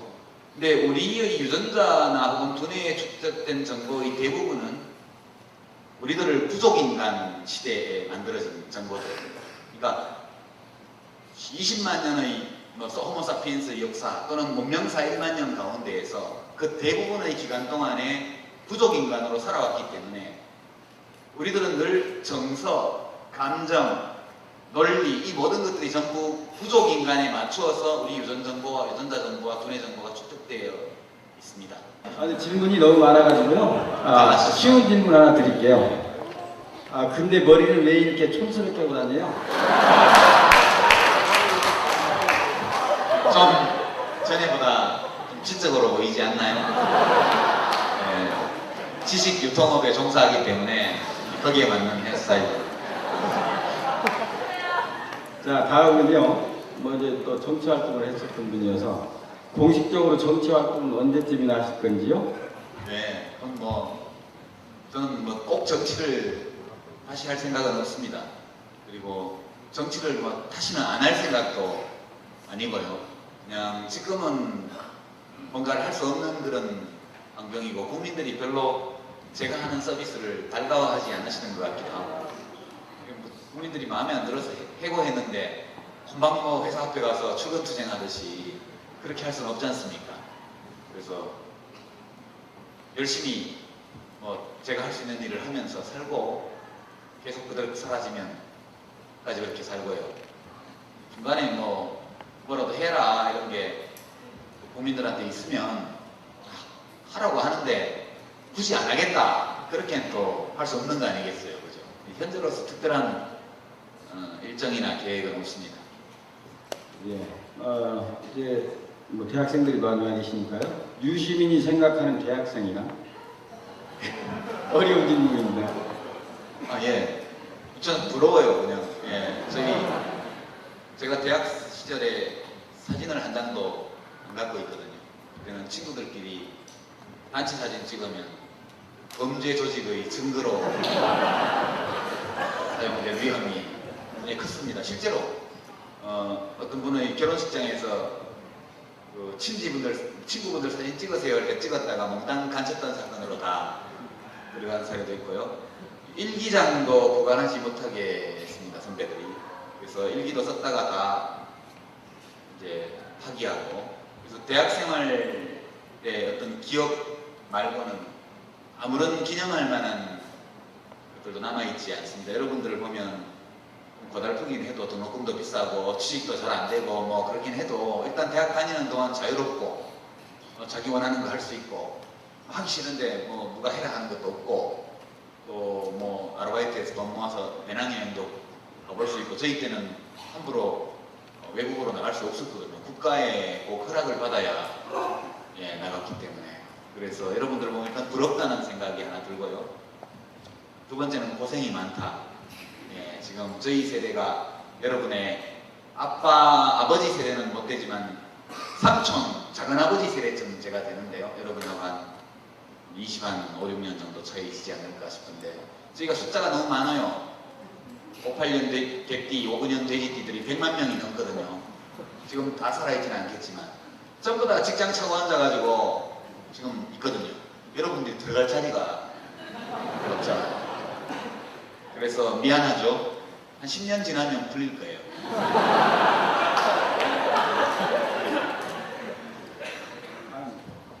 다음 질문인데요.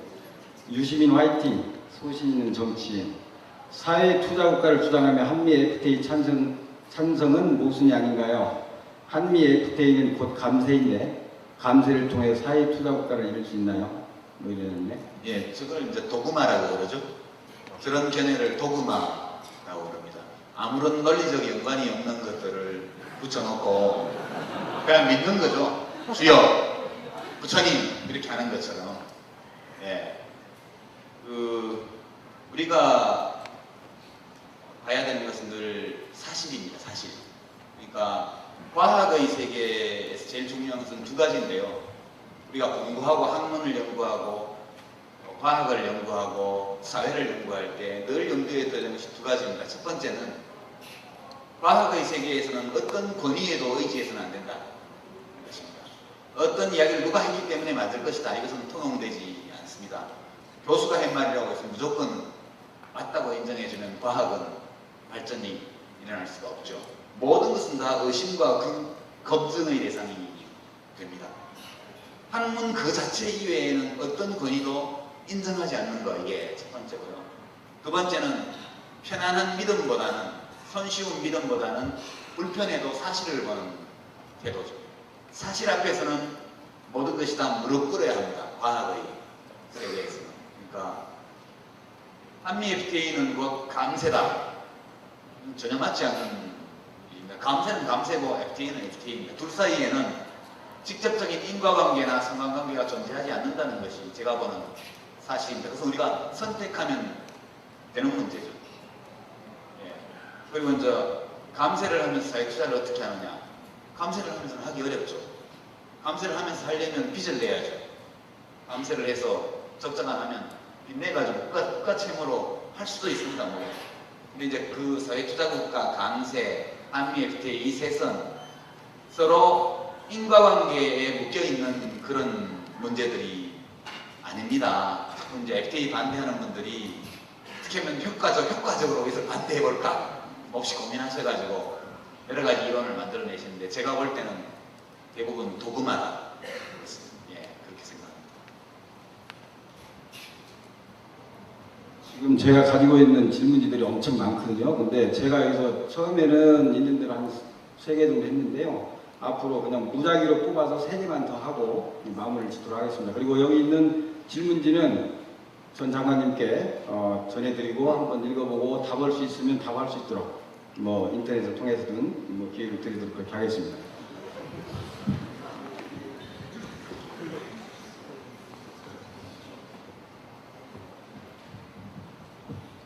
국민들의 주거, 교육 비용을 경감할 수 있는 유시민 제도나 생각, 뭐 핀란드 교육제도. 이거 좀 어렵죠? 좀 시간이 좀 걸릴까요, 이것도? 예, 이건 뭐 사실은 좀 간단한 문제인데 우리가 못하는 거죠. 그러니까 저는 우리나라 언론인들이나 지식인들이 이제 쓰는 칼럼이나 하는 말을 가만히 듣고 있으면 저건 사기극이다 그런 생각을 할 때가 많습니다.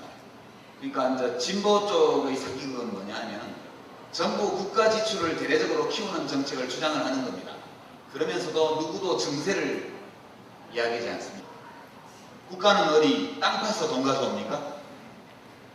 국민이 부담하지 않는 지출이라는 것은 원천적으로 존재할 수 없는 겁니다.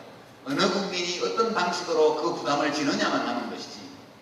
근데 국가 지출의 증대를 요구하는 정책을 주장하는 어떤 분들도 감히 세금을 올리자고 얘기하는 사람을 거의 못 봤습니다. 사기죠. 두 번째, 감세를 주장하면서도 복지를 확대하겠다고 합니다. 보수 쪽에서. 사기입니다.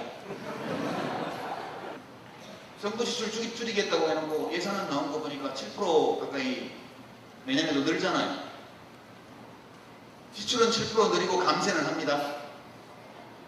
국가 채무가 늘 수밖에 없죠. 그죠? 그러면 과거에 국가 채무 늘었다고 땡 난리를 쳤는데 뭐가 다르죠? 씀씀이를 줄여서 예산을 20조 절감하겠다 이렇게 얘기했던 분이 어디서 씀씀이를 줄였는지 이제 모르겠어요. 아직 예산안을 꼼꼼히 안 봤는데 공무원 급여 동결한 거 그게 눈에 띄더군요. 예. 그러니까 지출 삭감에 대해서는 한마디도 하지 않으면서 감세를 얘기하는 것도 사기고 세원 확보에서는 수입 세입 확보에 대해서는 아무 말도 하지 않으면서 계속 지출 정대를 수반하는 정책을 요구하는 것도 사기입니다. 그것은 각자 자기가 좋아하는 대중에 가장 손쉽게 영합하는 방법이죠. 그것은 저는 사기라는 건 좀 심한 말이고 정직하지 않다. 예. 교육이고 뭐 의료고 훨씬 더 국가 책임을 강화할 수 있습니다. 그러나 그렇게 하려면 우리도 핀란드처럼 돈 적게 버는 사람은 소득세 30%, 많이 버는 사람은 한 50% 내야죠. 그렇게 돈을 내면 다 할 수 있습니다. 등록금도 전부 국가에서 내주고. 그러나 무상의료 하기 위해서 지금 내는 보험료의 4배를 내시겠습니까? 이렇게 물으면 국민들이 노 하실 거예요. 무상의료 찬성하십니까? 이러면 좋다고 그러죠. 여러분 여론조사를 가만히 보십시오. 국가가 무상으로 치료해주는 것을 좋냐고 그러면 누구든 좋다고 얘기를 하죠. 그렇게 묻지 말고 제가 보기에는 완전 무상의료를 하면 국민의료비 지출이 지금보다 4배쯤 될 걸로 저는 추정하는데 지금보다 보험료를 4배로 올리고 그러니까 지금 12만 원 정도를 의료보험료를 도시근로자 평균 소득 정도 얻는 사람이 12만 원 가까이 냅니다. 11만 얼마. 지금부터 시작해서 당신은 한 달 50만 원을 내고 그리고 무상의료를 합시다. 찬성합니까? 반대합니까? 반대가 압도적으로 많을 겁니다. 이건 선택의 문제거든요. 다만 우리나라가 개인에게 아주 많은 책임을 주고 국가의 역할을 아주 작게 하는 이 패키지를 지금 정책 패키지를 지금까지 운영해왔고 누구도 여기서부터 벗어나기 위해서 과감한 시도를 하는 사람이 또는 효과적인 시도를 하는 사람이 없기 때문에 그냥 이렇게 가고 있는 것이죠. 백날 핀란드 스웨덴 타령을 하면 뭐합니까? 돈이 없는데. 예, 그 주장을 하려면 뭐 연봉 2천, 3천 버는 사람은 30% 내고 연봉 뭐 1억 버는 사람은 50% 내고 이걸 하자고 해야 답이 나오죠. 예, 그렇습니다. 공짜는 없다. 됐습니까? 네. 다음은요. 노장이 하지 못한 이루지 못한 일을 언제 다시 시작할 것인지. 왜 꼭 제가 해야 되죠?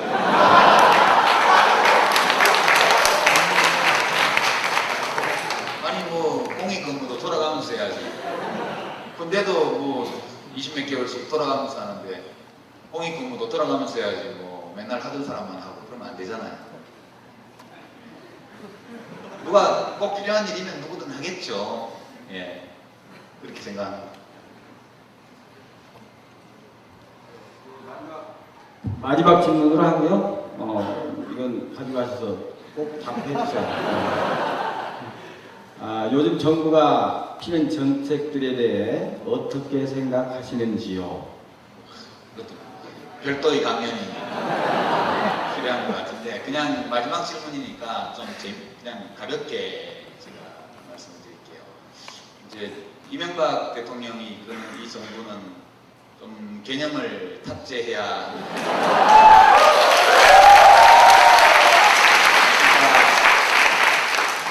참으로 믿기 어려운 일인데요. 며칠 전에 어젠가요? 그저께인가요? 그 멜라민 동영상 예, 여러분 보셨습니까? 그 멜라민 돌발 영상. 멜라민은 이제 검출이 돼서는 안 되는 성분입니다. 식품에서. 식품에 들어가면 안 되는 게 있고 들어가도 되지만 일정 함량 이하면 위해성이 적다고 해서 허용해주는 첨가물이 있습니다.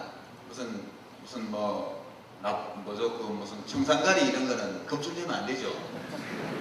식품에. 멜라민도 마찬가지로 허용치 제로입니다.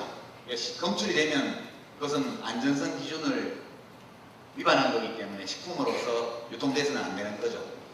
그러니까 멜라민은 들어가지 말아야 될 것이 들어간 게 문제였는데 청와대에 계신 분들이 보좌를 도대체 어떻게 하는지 이명박 대통령께서 거기 시각청에 가셔가지고 이 성분 표시에 멜라민이 없잖아 그게 문제야를 2차례나 하시잖아요. 옆에서 전문가가 그것은 검출되면 안 되는 겁니다 라고 말씀을 드려도 또 집어보면서 거봐 성분 표시에 없잖아 이렇게 됐습니다. 이 심각한 문제인데요. 청와대 참모들이 이 혹시 동영상 나가면 좀 보셨으면 좋겠는데 대통령을 현장에 보낼 때는 반드시 사전에 브리핑을 전부 다 해서 대통령이 그 문제가 무엇인지를 충분히 숙지하고 나가시도록 그렇게 해야 된다. 왜냐하면 카메라가 늘 따라다니는데 국가 최고 지도자가 그 사안의 본질을 인지하고 있지 못하다는 사실이 나타나게 되면 국민들이 굉장히 불안해지게 되고, 그리고 대통령과 정부 정책에 대한 신뢰도가 훼손되게 되어 있습니다. 그래서 현장에 지도자가 일정을 할 때 굉장히 중요한 일입니다. 근데 반드시 이동 중에든 언제든 대통령께 이것을 보고를 드려가지고 이것이 검출되면 안 되는 거라는 것. 문제는 이것이 어떻게 섞여 들어간지 유통 경로를 역으로 추적해서 우리나라에는 최소한 못 들어오도록 하고, 국내에서도 이와 같은 일이 혹시 있는지에 대해서 검증하고 대책을 세우도록 대통령이 식약청을 방문해서 무게를 실어주고 힘을 실어주고, 이것이 현장 방문의 목적인데, 그날 현장 방문해서 국민들에게 어떤 느낌을 줬냐면 대통령께서 이 사안에 이것이 어떤 성격의 문제인지에 대해서 전혀 이해를 하고 있지 못하거나 또는 오해하고 있다는 느낌을 틀림없이 줬을 거라고 생각해요. 이러면 식품 정책에 대해서 국민들이 신뢰하기가 어렵게 됩니다. 이게 이제 심각한 문제인데요. 혹시 미국 소고기 개방도 그런 식으로 한 거 아닐까?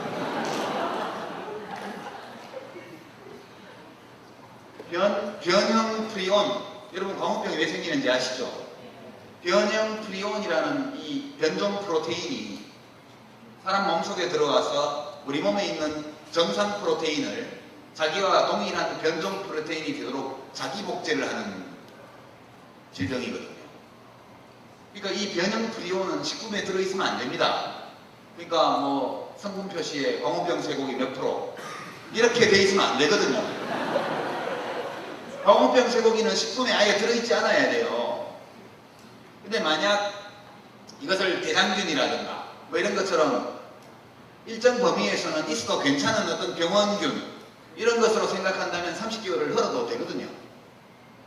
광우병이 그와 같은 세균이나 바이러스에 의해서 일어나는 질병이 아니고 생명체라고도 말할 수 없는 단백질 분자에 의해서 전파되는 질병이라는 생각을 하고 있다면 30개월 그 원령 제한을 그렇게 쉽게 허물 수도 없고, 동시에 그 척수나 혹은 뼈 등등에 대해서, 내장에 대해서 그렇게 열어줄 수가 없습니다. 기본적으로. 저는 혹시 대통령께서 이 변형 프리온의 존재 혹은 그로 인한 광우병의 전파 방식, 그 잠재적 위험 이런 것들에 대해서 조금 오해를 하셨기 때문에 쇠고기 협상을 그렇게 했던 게 아닐까라는 근거 없는 의심을 좀 했습니다. 그 전에. 근데 그저께 돌발 영상을 보면서 혹시 그것이 사실이 아닐까?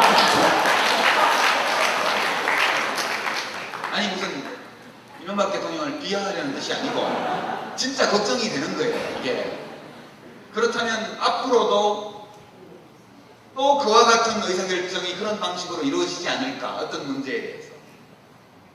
근데 러시아에 가셔가지고 4강 외교를 완성하시고 돌아오셨죠. 어제 오셨나요? 근데 뭐 러시아 대통령도 만나고 푸틴 지금 국무총리인가요? 총리도 만나고 해서 북한을 통과해서 가스관으로 연결하는 천연가스 수입을 이제 프로젝트를 합의하고 오셨단 말이죠. 그럼 당연히 북한이 사인을 해야죠, 거기다가. 근데 북한의 사인이 없다는 것은 그 프로젝트가 성립되지 않는다는 뜻이거든요. 근데 급한국에 러시아 대통령한테 북한에 얘기 좀 잘해주세요. 이익이 될 거니까 틀림없이 찬성할 겁니다. 그렇게 북한 대북 관계가 될 것 같으면 벌써 통일됐죠. 그렇죠? 지난 10년 동안 벌써 통일됐을 겁니다. 그러니까 북한은 그렇게 우리가 보통 정상적으로 생각하는 거래 관계를 통해서 설득하고 협력을 구할 수 있는 존재가 아니거든요. 이것이 사실입니다. 현실이고.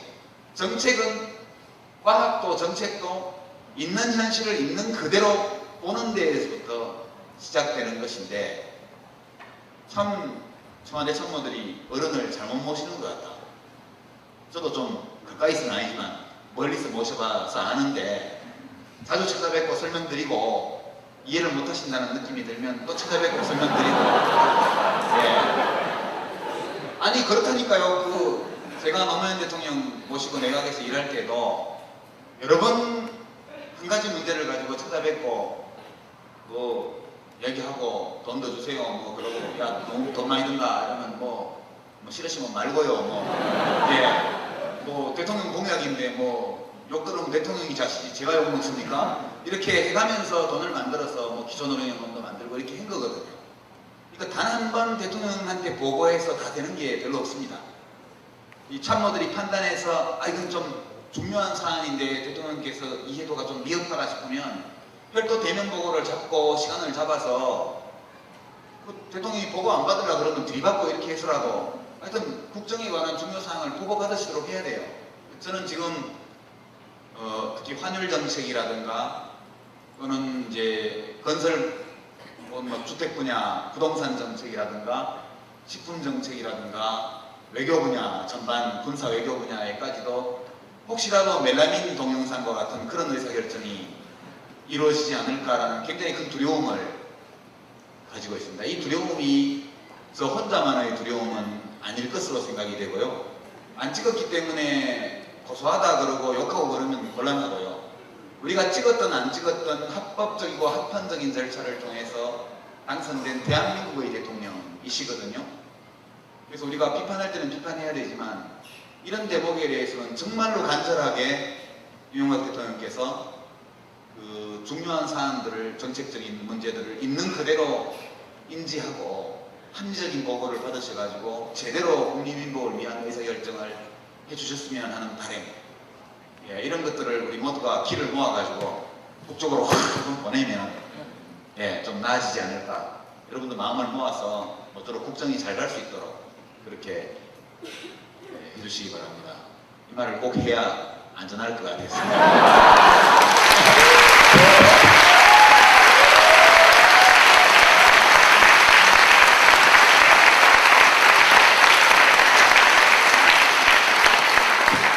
한 2시간여에 걸쳐서 열강을 해주시고 또 우리 질의에 대해서 아주 성의껏 재미있게 답변해 주신 유시민 전 장관님께 한 번 더 뜨거운 박수 부탁드립니다.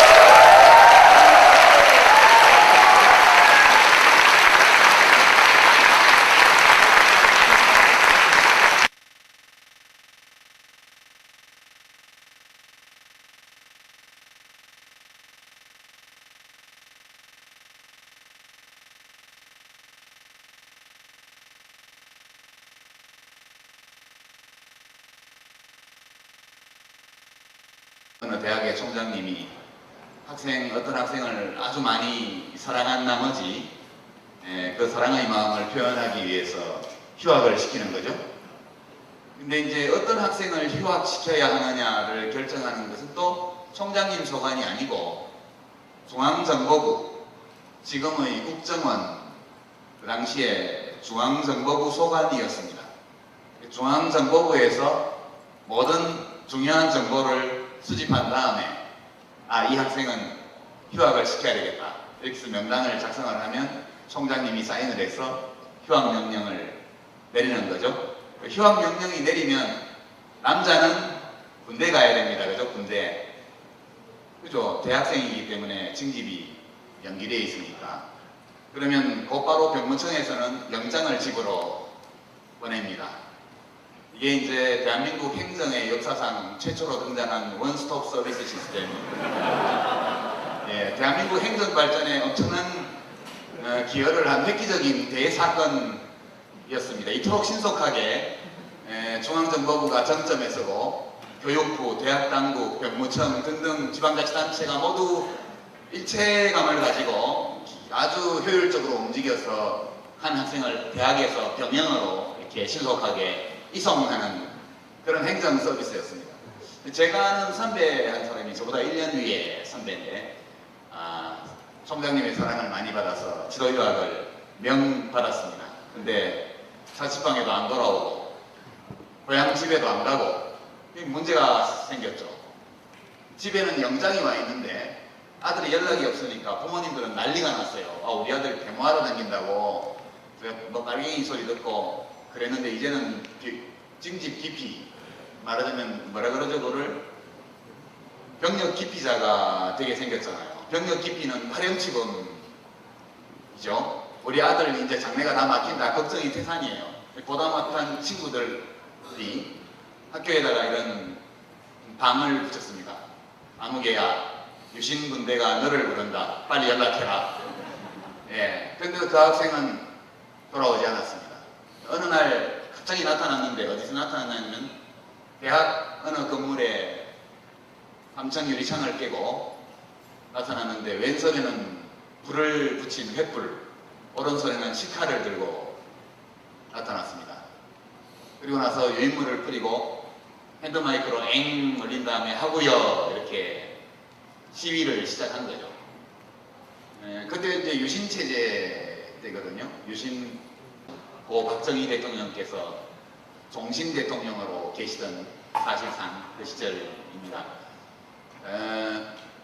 그 당시 헌법을 보면 헌법 얘기를 잠깐 넘어갑니다. 우리나라 헌법 제1조 여러분 아시죠? 1. 대한민국은 민주공화국이다. 2. 대한민국의 주권은 국민에게 있고 모든 권력은 국민으로부터 나온다. 이게 대한민국 헌법 제헌 헌법에서는 제1조 제2조였고 그 다음에 이제 지금은 제1조 제1항과 제2항으로 되어 있는 대한민국의 국가 정체성에 관련되어 있는 가장 중요한 헌법 조문입니다.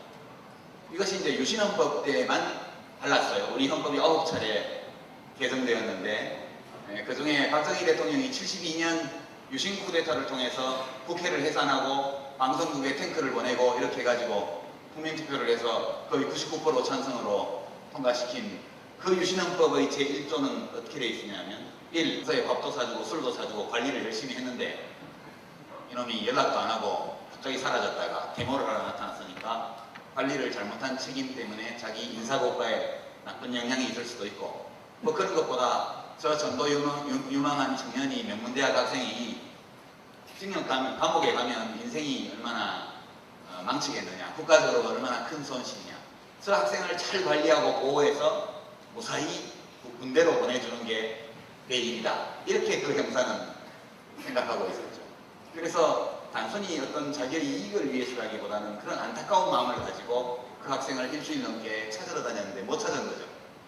그래서 어느 날 시위가 나서 정보도 입수하고 가서 가봤더니 자기 담당 학생이 하고요 이렇게 외치면서 유인물을 뿌리고 나타난 거죠. 심한 배신감을 느꼈습니다. 그래서 베란다 위를 딱 쳐다보면서 야 아무개 너만 애국자냐? 이렇게 외쳤습니다. 이제 그 상황 때문에 제가 도대체 애국이 뭘까? 이런 고민을 하기 시작했죠. 만약 너만 애국자냐 이 말에 나도 애국자다 하는 뜻이 들어있다면 그렇다면 도대체 애국이란 건 무엇일까? 그래서 데모를 하고 징역 3년을 각오하고 3분 동안 자기의 의견을 공개적으로 이야기하는 자유를 누리는 그런 대가로 3년 징역형을 선고받을 듯이 뻔한데 그 일을 한 그 학생도 굉장한 애국적 열정을 가지고 있었고 그 학생이 데모를 하지 못하게 막으러 잡으러 다닌 담당 형사도 애국자였다면 그러면 이 세상에 애국자가 되지 못할 사람이 있을까? 우리는 이 두 사람 다 각각 애국자다 이렇게 통 크게 인정을 해야 되는 걸까? 이런 의문을 가졌습니다. 그 뒤로 약 20년 넘게 그런 의문을 가지고 살았는데 답을 발견을 하지 못했고 지금 와서 찾은 답이 바로 저 헌법 애국주의라는 해답입니다.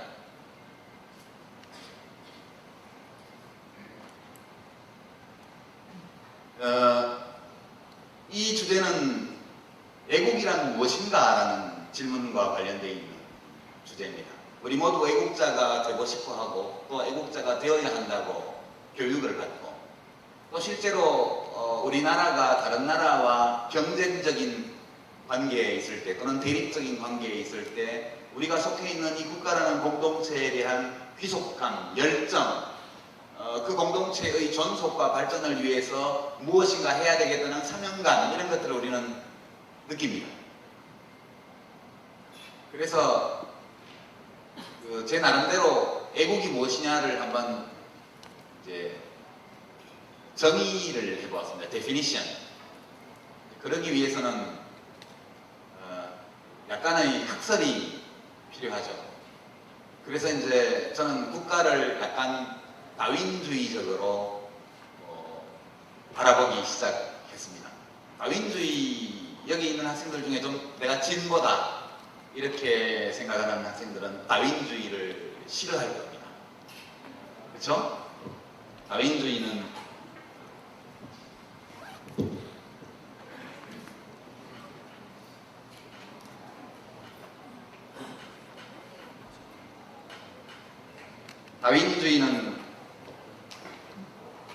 찰스 다윈이 종의 기원이라는 기념비적인 명서를 통해서 정리한 세계관 또는 인간관 또는 자연관을 말합니다.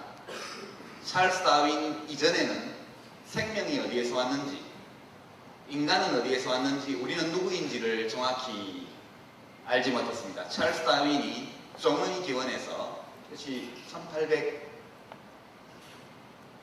몇 년이죠? 제가 지금 기억이 아슴아슴한데, 순전히 관찰, 동물에 대한 관찰을 통해서 찰스 다윈은 인간이 단 하나의 세포를 가지고 있는 아주 원시적인 생물로부터 진화해서 오늘의 이 고도의 지성을 가진 고등동물에 이르렀다는 결론에 도달합니다. 이것이 이제 그전까지 아무것도 없던 데에서 신이 세상을 창조하고 인간을 창조했다는 창조론을 완전히 뒤집어 엎는 학설이었습니다. 혁명적인 학설이죠. 자연을 있는 그대로 관찰한 사람이라면 누구나 이 결론에 도달할 수밖에 없었지만 약 1만 년에 가까운 인류의 문명사에서 찰스 다윈처럼 명확하게 우리가 어디에서 온 어떤 존재인지를 밝힌 사람은 없었습니다. 다윈의 주장은 아주 단순합니다. 생물들은 경쟁합니다. 이기적이고, 모든 생명체는 이기적이고, 이기적인 생명체들끼리 경쟁합니다. 이 경쟁을 통해서 환경에 잘 적응해서 살 수 있는 우세한 종이 선택됩니다.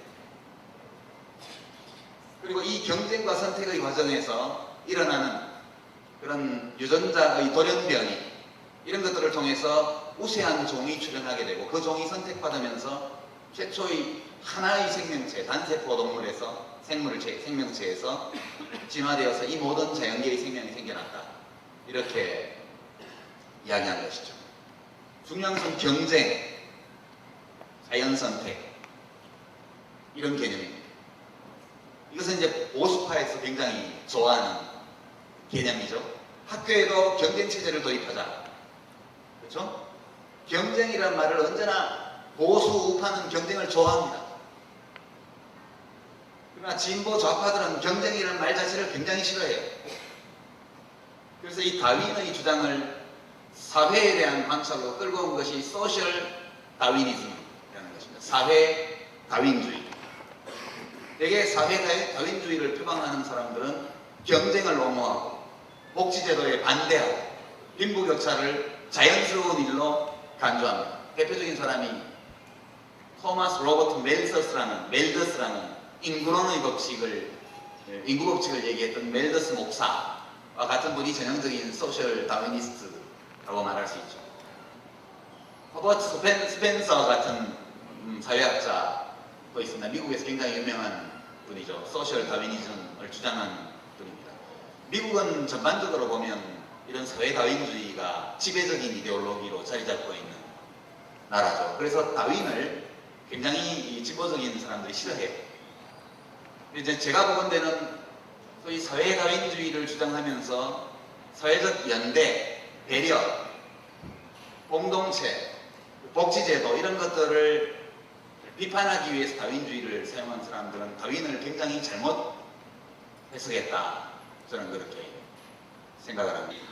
대한민국은 민주공화국이다. 는 똑같았습니다. 대한민국의 주권은 국민에게 있고 국민은 국민투표나 대리인을 통하여 국민투표나 대표자를 통하여 주권을 행사한다. 그렇게 되어 있었습니다. 국민은 주권을 갖고 있는데 그걸 직접 행사하면 안 돼요.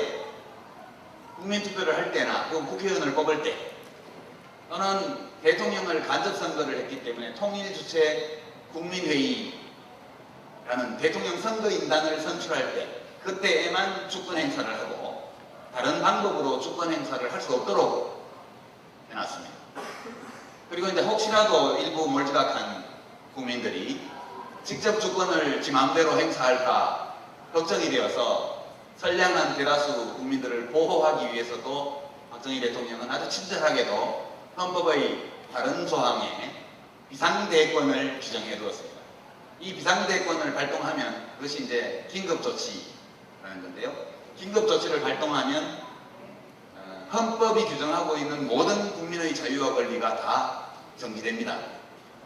예컨대 누구든 영장 없이 체포해서 무기한 구금할 수 있고, 그리고 일반 민간인도 군법회의에 여부하고, 그 군법회의에서는 아무런 증거 없이도 사형 선고를 할 수 있고, 이 판결, 이 조처는 어떤 사법적 다툼의 대상이 될 수도 없고, 긴급조치 위반 사건, 긴급조치를 비판하면 긴급조치 위반이 되고, 유신헌법을 비판해도 긴급조치 위반이 되고, 긴급조치 위반으로 사람이 잡혀갔다는 것을 허가 없이 보도하면 그것도 긴급조치 위반이 되도록, 이렇게 완벽한 폐쇄적인 그런 독재 시스템이었죠. 박정희 대통령은 9번 긴급조치를 발동했습니다. 돌아가시기 전까지. 1호, 2호, 3호, 4호, 5호, 6호, 7호, 8호, 9호까지. 근데 이제 제가 아까 얘기한 그 선배는 발칙하게도 헌법 제1조에 대표자를 뽑거나 국민투표를 할 때 말고는 주권 행사를 하지 못하도록 되어 있는데, 직접 유신체제 타도하자, 독재 타도, 이런 언론, 출판, 표현의 자유 또는 데모라는 집회 시위의 자유를 직접 행사하려고 한 거죠. 이제 그래서 되게 그 당시에는 3분 정도 데모를 하면 잡혀갑니다. 형사들이 다 들어와서 잡아가는데, 되게 3년 징역이 전찰제로 이렇게 나올 때입니다. 그러니까 그런 학생들이 재판을 받고 있으면 방청석에 중앙정보부 요원들이 와서 수첩을 들고 뭔가를 적고 있죠. 재판장이나 검사들이 이걸 다 보고 있습니다. 거기서 이껏 지나치게 약한 징역형을 선고하는 판사는 갑자기 시골로 발령이 난다든가, 이런 경우가 많이 있었습니다. 그런 시대였죠, 30년 전에. 그때 이제 그 학생이 어느 단과대학 베란다에 창문을 깨고 나타나서 유인물을 뿌리고 시카를 휘두르면서, 누굴 죽이려는 건 아니고 형사들이 와서 잡아갈까봐 무서워서 시카를 휘둘렀죠. 안 잡혀가려고. 그때 이제 담당 형사가 있었어요. 담당 형사. 서울대니까 관악경찰서의 정보과에 그 학생을 담당하는 형사입니다. 이 형사가 갑자기 나타났어요. 그 자리에. 자기가 며칠 동안 찾으러 다녔는데 못 찾았는데 나타난 거죠.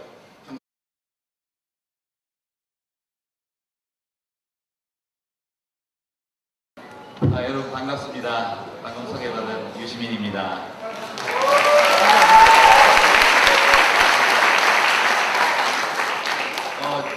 지금 이렇게 많은 학생들이 오실 줄 몰랐는데, 뒤에 지금 굉장히 번잡한데요. 앞에 여기 좀 공간이 있습니다. 막 앉아도 괜찮으신 복장을 하신 분들은 이 앞쪽으로 오셔도 괜찮을 것 같습니다. 잘 들리십니까? 네. 제가 좀 더우니까 벗고 해도 되겠죠?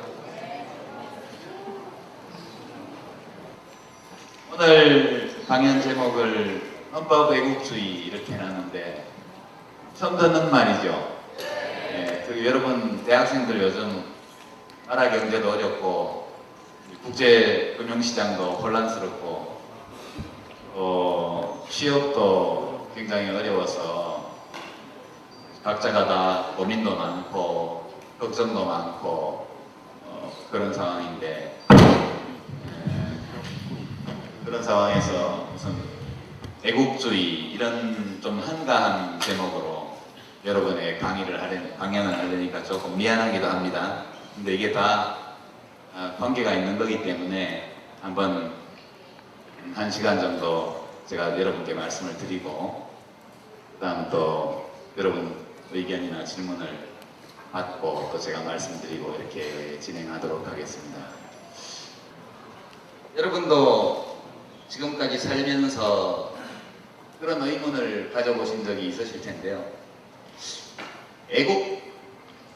애국이라는 것은 참 좋은데 누구나 애국자가 되어야 한다고 교육을 받았고 또 우리 대한민국의 태극기가 올라가고 애국가가 울려 퍼지고 그럴 때는 뭔가 좀 가슴 속에서 무엇인가 이렇게 올라오는 것 같은 그런 열정도 느끼고 독도 문제라든가 이런 동북공정 이런 사건들이 일어나면 한국인, 대한민국 국민으로서의 일체감 이런 것들을 느끼면서 조국 나라에 대한 어떤 나라를 위해서 나도 뭔가 해야 되겠다 이런 열정을 또 느끼고 그러실 겁니다.